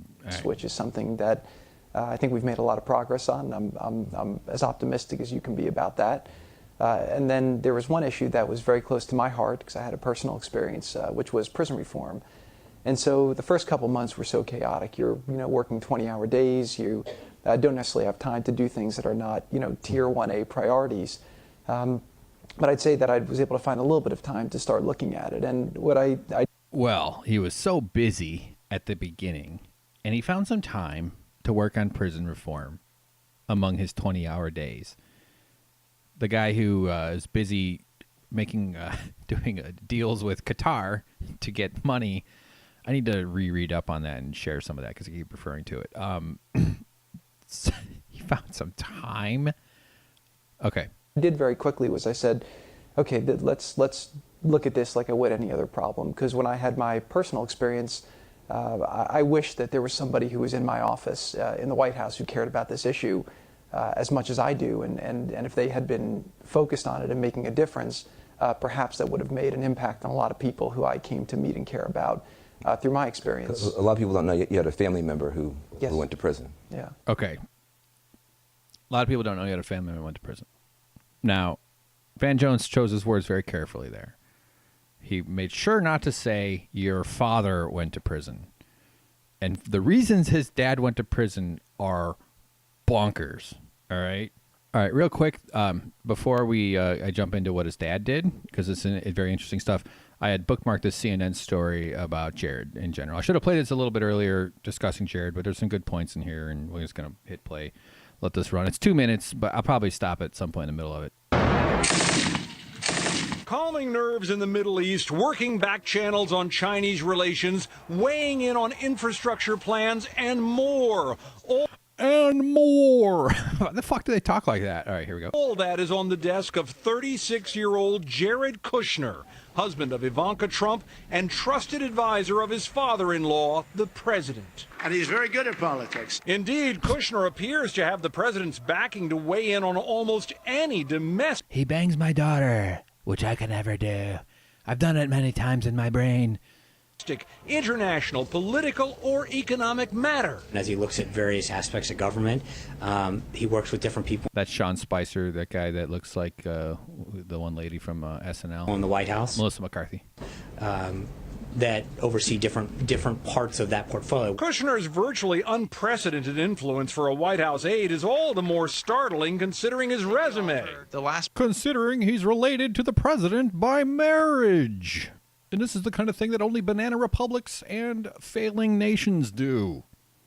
But in America, we normalize it because we have to kiss power's ass in order to maintain access. Who the fuck was this guy's father, a ghost? This place, I thought. Yeah, the ghost of Edward R. Murrow. I would be spending a lot of time in Brooklyn. Years ago, when that's Kushner talking. The screen says June 15, 2014.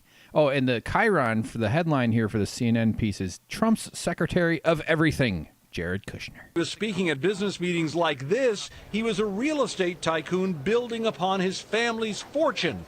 But he's also made costly mistakes. He bought this building in New York, for example, in 2007. They're showing 666. I think it's Fifth Avenue. For $1.8 billion. Then prices collapsed, and a proposed Chinese investment in the building recently brought screams from critics who saw a potential conflict of interest. What? Conflict of interest? I don't see it. A guy with enormous influence over the government of America who also does secret deals with Chinese and Middle Eastern business partners? What are you talking about? As a man chasing foreign investments, he developed friends around the globe, but his Russian ties are under sharp scrutiny. And while Kushner has plenty of Muslim business contacts... I have a son-in-law who's Jewish. Jared is a great guy. Despite being Jewish, he's a good guy. He's a globalist. My daughter's a globalist, but they're good people. My granddaughter's hot. She's going to have nice tits. President wants his help with the Israeli-Palestinian dispute. Kushner is an Orthodox Jew with a long history of supporting Israel and a personal friend of the Israeli prime minister. All right, so this is Bibi Netanyahu with Trump in front of that, like a yellow curtain and American and Israeli flags. It's like a dual press conference thing. I revealed, Jared, how long we've known you.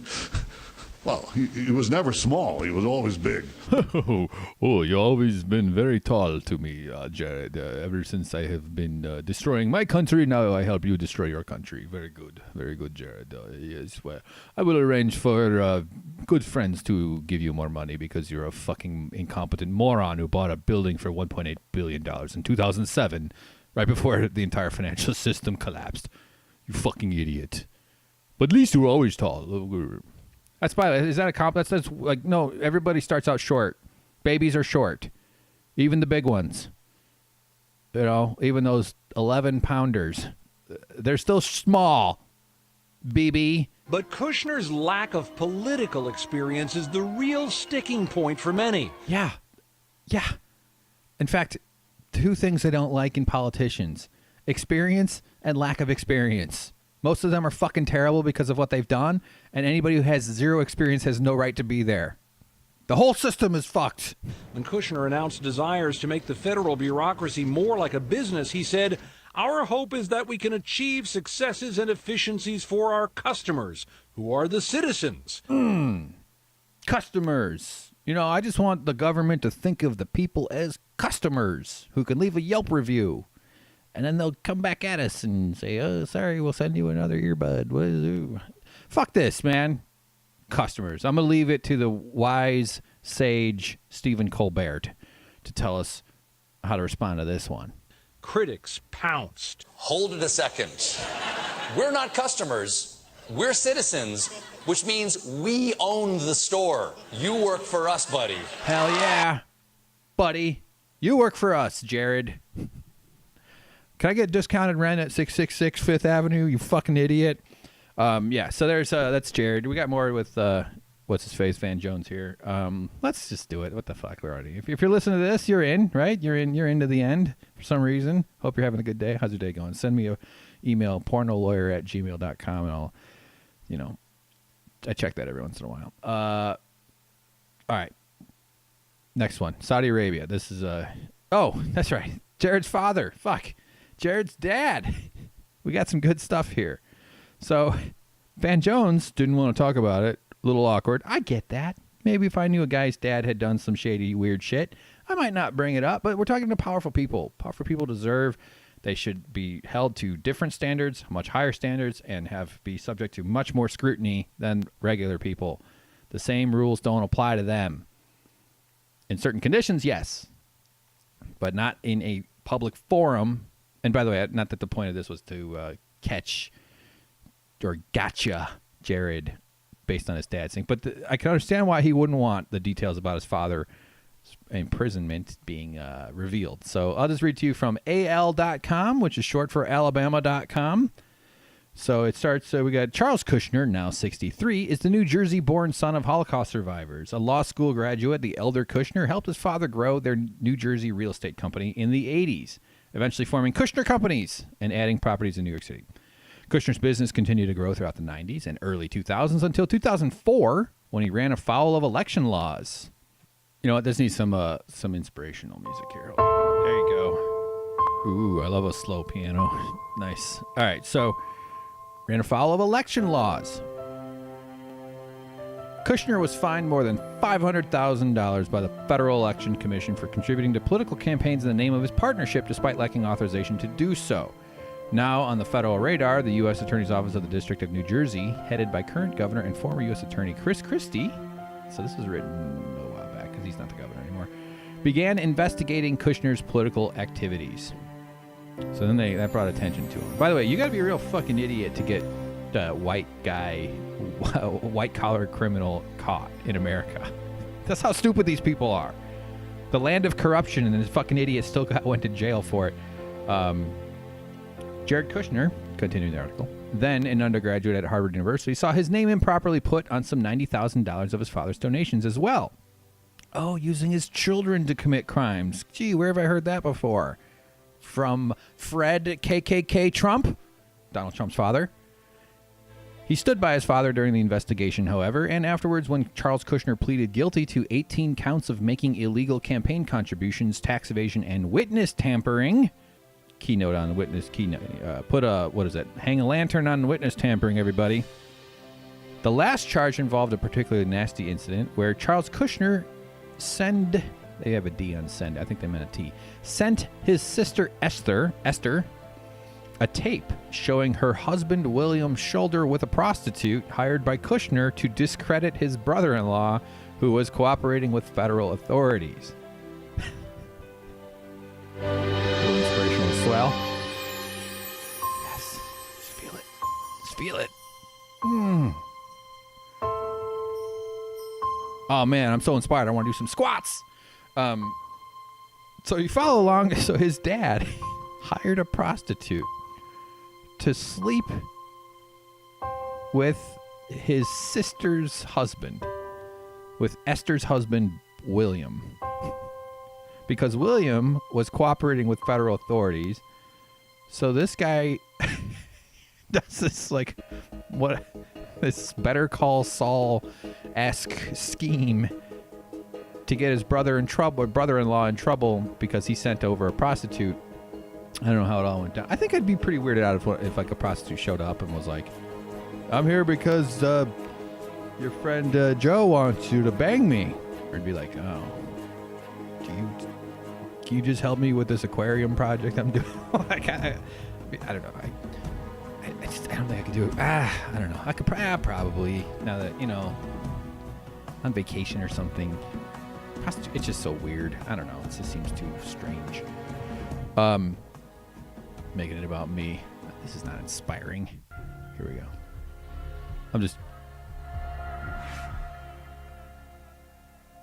All right. This is terrible podcasting. Let's try another one. There we go. This is the kind of inspiration I like. So Charles Kushner was sentenced to 2 years in prison, sent to the federal prison camp in Montgomery. His son, according to the Washington Post, flew to Alabama to visit his father almost every weekend, publicly insisting his father had been unfairly prosecuted. He's been unfairly prosecuted. It's not fair. So what, every week? Jesus, how fucking expensive is that? These are rich pieces of shit. They can afford it. The minimum security prison camp, populated by as many as 800 white-collar criminals, is located next to Maxwell Air Force Base in Montgomery. Maxwell is one of the only 2 military installations in the country to house a prison, with the other being Eglin Air Force Base in Florida. In later interviews, Kushner said that the most difficult part of being in the Montgomery facility was being away from his family. Oh, I just miss my family. I want to send prostitutes to everybody and help them all get off while I get off of my crimes, or something there with getting off. This is him speaking. I'm an adaptable person, so living in a bunk bed was not a great sacrifice. Living out of a locker was not a great sacrifice. Having one pair of pants was not a sacrifice, he said in 2007. The biggest hardship that I experienced was being separated from my wife and children and my grandchildren and my prostitutes. They'd visit me once a week. All right, so a little inspiration. Yes, like a sip of coffee.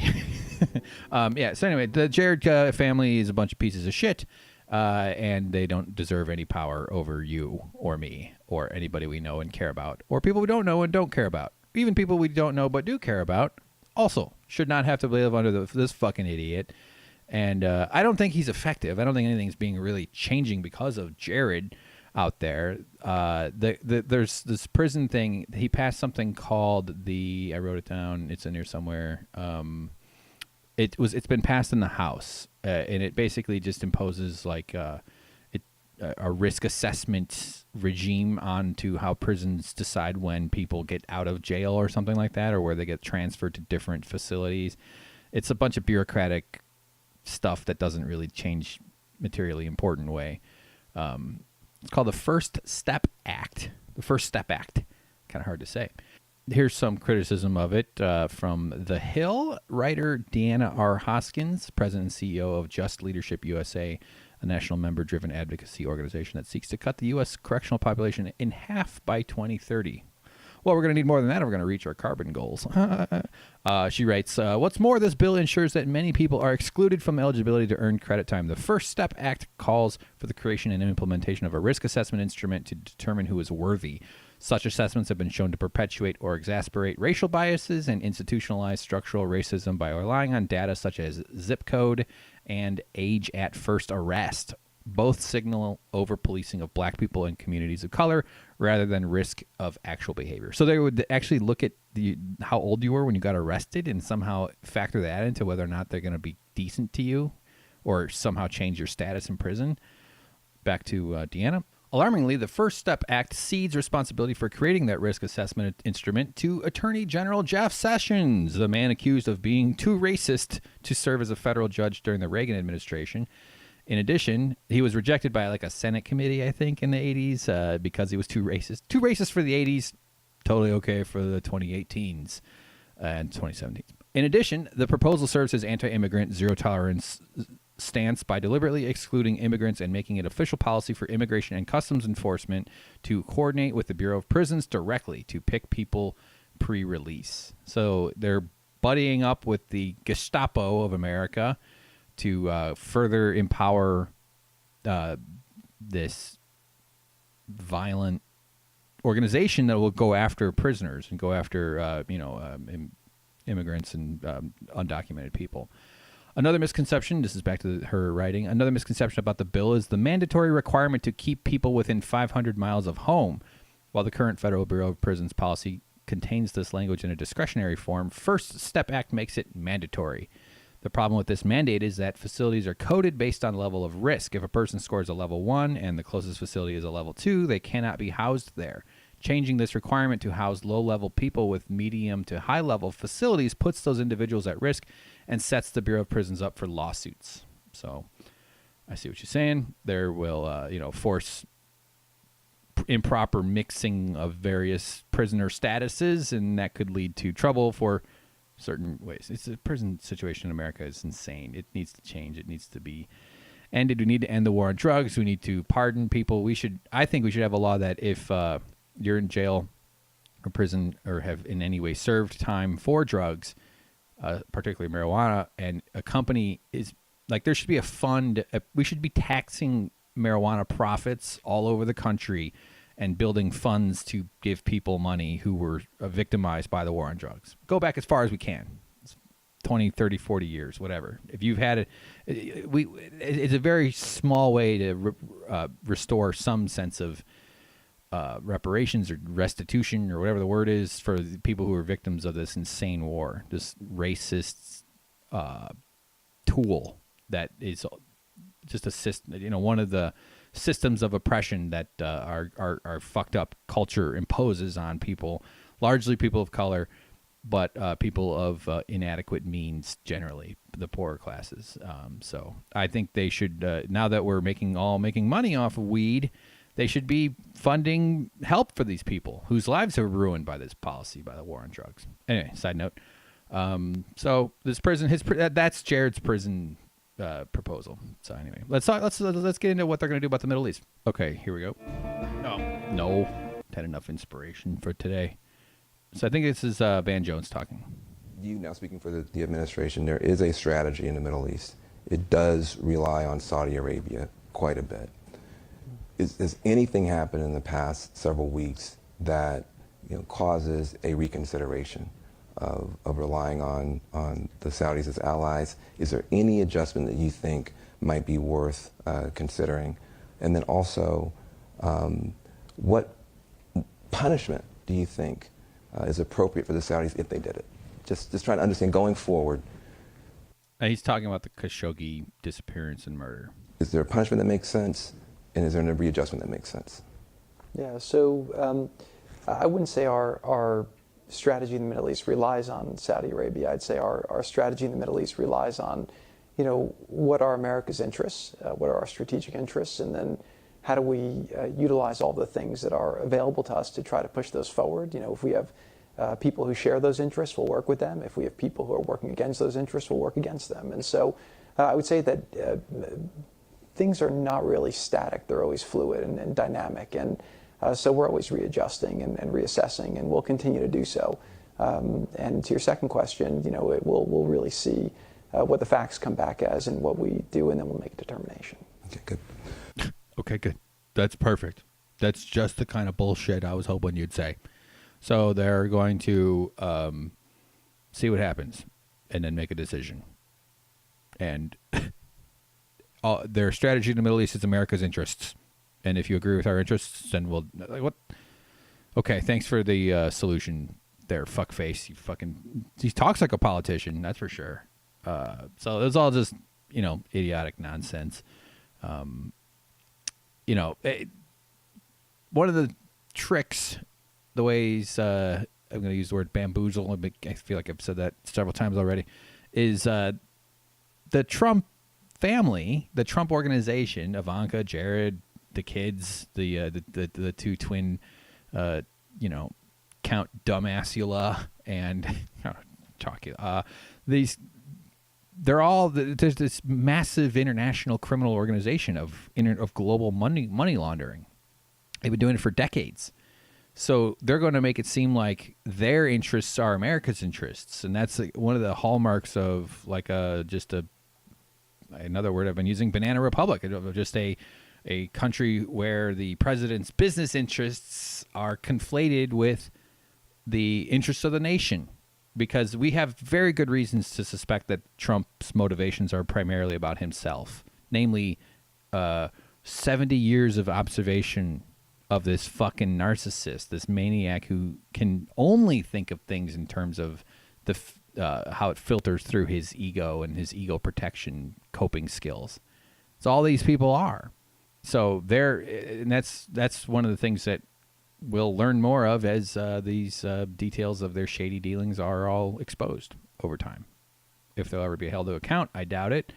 But we'll see. Now, okay, so let's go to the next one. Is where Van asks him, "What's it like dealing with when he disagrees with Donald Trump? What's this like?" So we're gonna get another. Get your windshield wipers out there, everybody. You're gonna need to scrape the bull crap off your upper chest, the flattest part of most people's bodies. Here we go. There must be times where the differences, are painful or frustrating. How do you deal with that?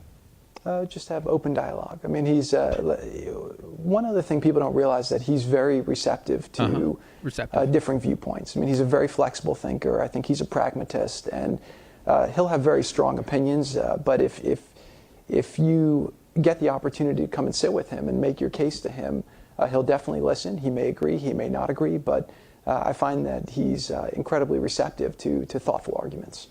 Totally receptive to thoughtful arguments. He's talking about Donald Trump.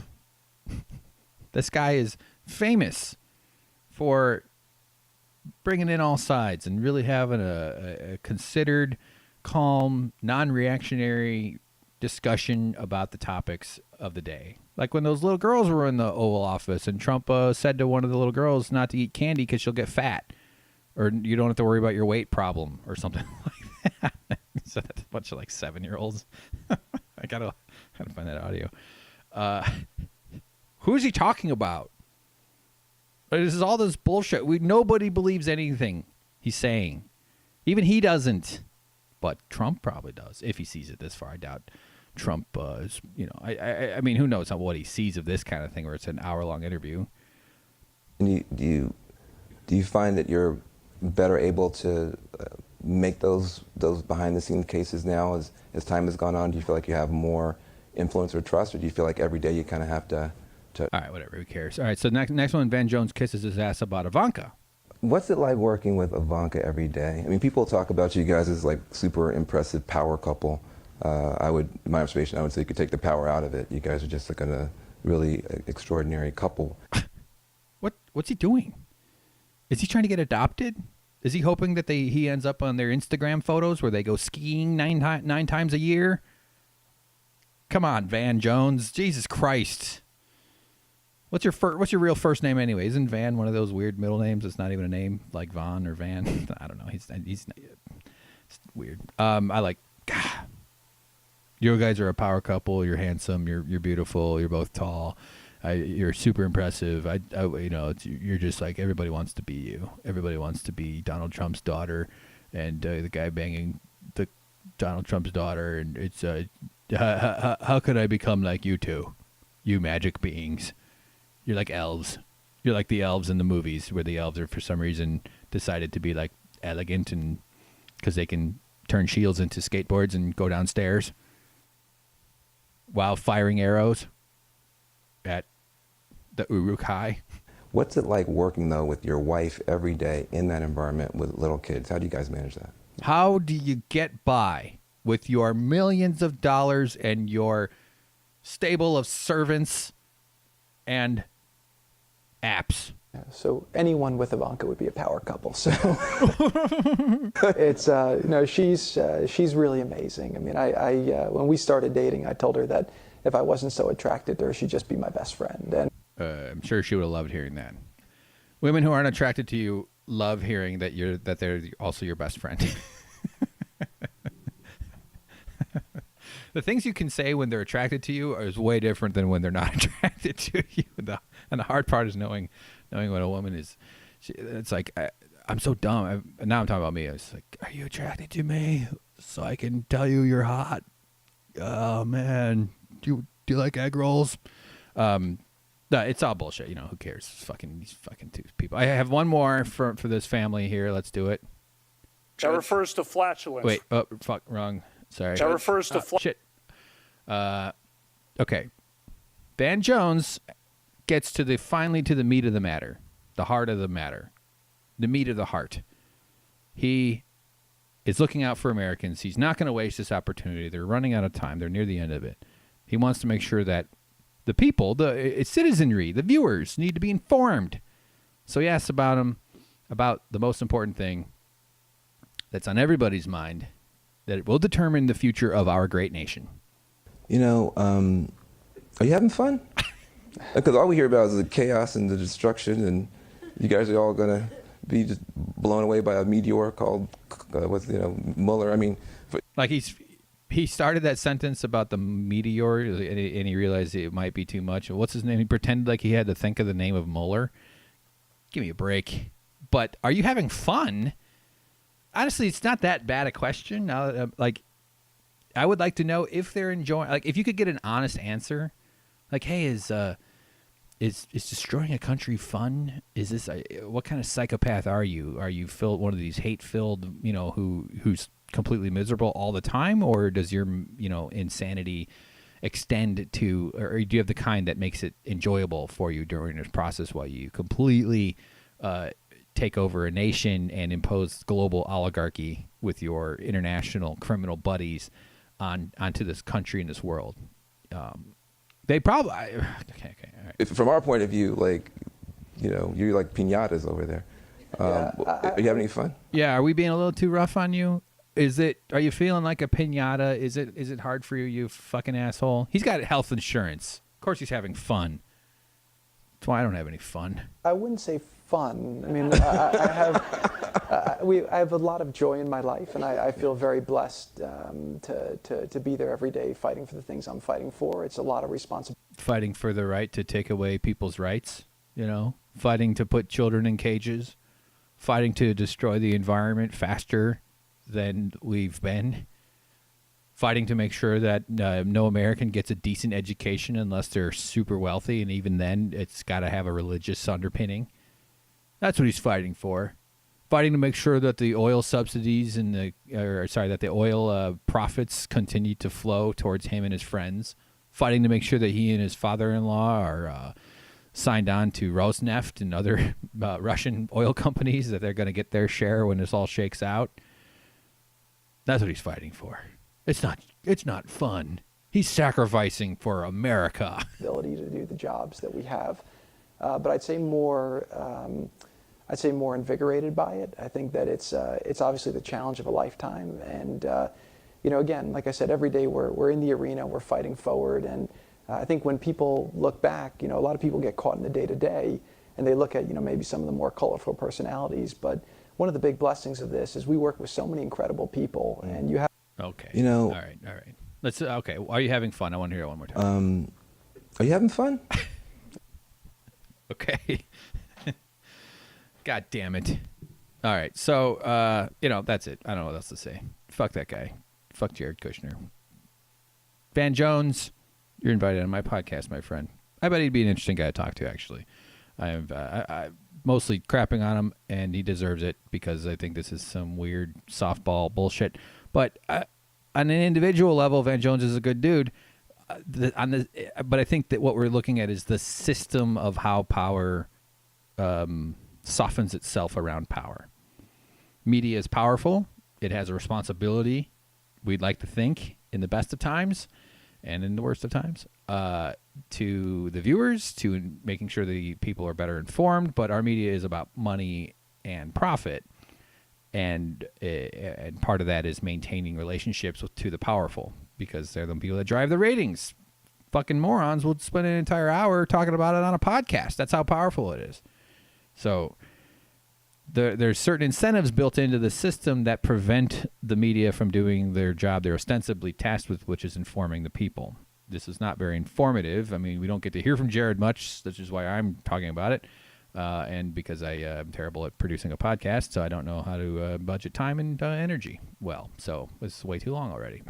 But I just see this whole experience, this whole thing with Van Jones is kind of like, this is how power reinforces itself. So one final thing to say about it. I always have had a weak stomach. Good. All right. Good. We're there. We got to the end. We're at over 2 hours. Thanks for listening, everybody. Thanks for joining the community of heroes we've got going on here at the Winners and Losers HQ. Hashtag winners and losers.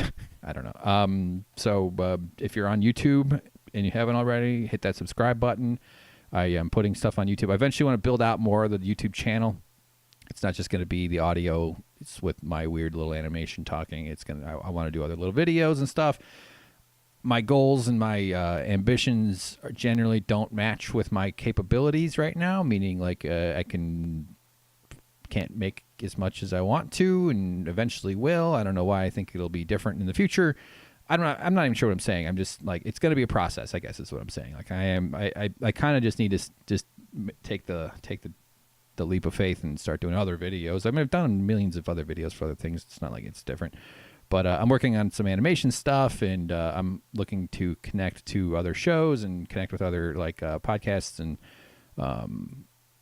have other people on and talk to get different viewpoints and stuff. So still going to do the solo thing for a while. Bear with me. My hope is eventually we don't do solos here, where I just hit a critical mass of guests, and it's easy to book people. And not such a, it's more, I don't even know what I just have to do it. It's fine. If I want to make this a living and do a thing, I got to book people and talk to people. But, yeah, it's fine. It's fine. As I'm lying, I'm saying that out loud to lie to myself. But it's okay. Sometimes a little self-delusion goes a long way, especially when you're probably wrong about your self-hate. That's what's real weird about being one of these people who is struggling with mental things in their brain and self-confidence and esteem and all that shit and depression. It's wrong. It's not true. I'm not the ugliest person on the planet. As if that's my big worry. I do worry. I don't think I'm the ugliest. It's not about physical. I'm just saying your mind will just be horrible and mean and terrible. And we participate in it by choosing to believe that bullshit. Why am I rambling about this? I'm trying to talk myself out of hating myself, and I'm trying to talk you out of hating yourself and me. But it's a weird one. It is weird when your head is like your worst critic and enemy, and it's probably kind of true for everybody in a way. But we definitely, people like me, I should say, put up with a lot more than I would tolerate someone else saying to me, or treating someone I cared about. If somebody was as mean as my brain is to me towards someone I cared about, I would probably be in jail for violence. I would have to defend the person. It's yet in my own head, I'm like, yeah, I agree. Everything's, whatever. I could get into it. But, wow, that came out of nowhere. Let me just end with this. We've got... Are you a gang rapist? Fuck. No, not... No. Damn. Sorry, that's not the one I wanted to do. We had, where was it? I can't find it. Oh, well. Here we go. I feel used and abused. Yes! I'm doing drops now, baby. Ready? Here's one, too. The last phase is really vigorous execution. Oh, that's going to come up randomly in the future. Okay, I'll do the third and final drop that I made this morning. That particularly happens in the sexual domain. I'm not going to say who that was. Some of you know, some of you don't. You'll find out. It's not a big deal. Don't worry. Now this is a thing where I can't say goodbye because I'm I'm over it. So I wanted to just keep talking because it's my fucking head works. But thanks for listening. Thanks for subscribing. Appreciate everything. And thanks for putting up with all this bullshit. See you on the Twitter. See you on the emails and the clicks and stuff. And hope you're having a nice time. All right, get out there and vote. But don't forget to take care of yourself too. You deserve it. All right. The whole point of life is to have guilt-free naps. I just want to have a fucking nap where I don't feel shitty for having a nap. All right? You deserve it. There, you and your beautiful genitals. No matter what you call them, I don't care. Come over to my house. I'll make some ribs. And if you're not into ribs, salad. Okay, goodbye.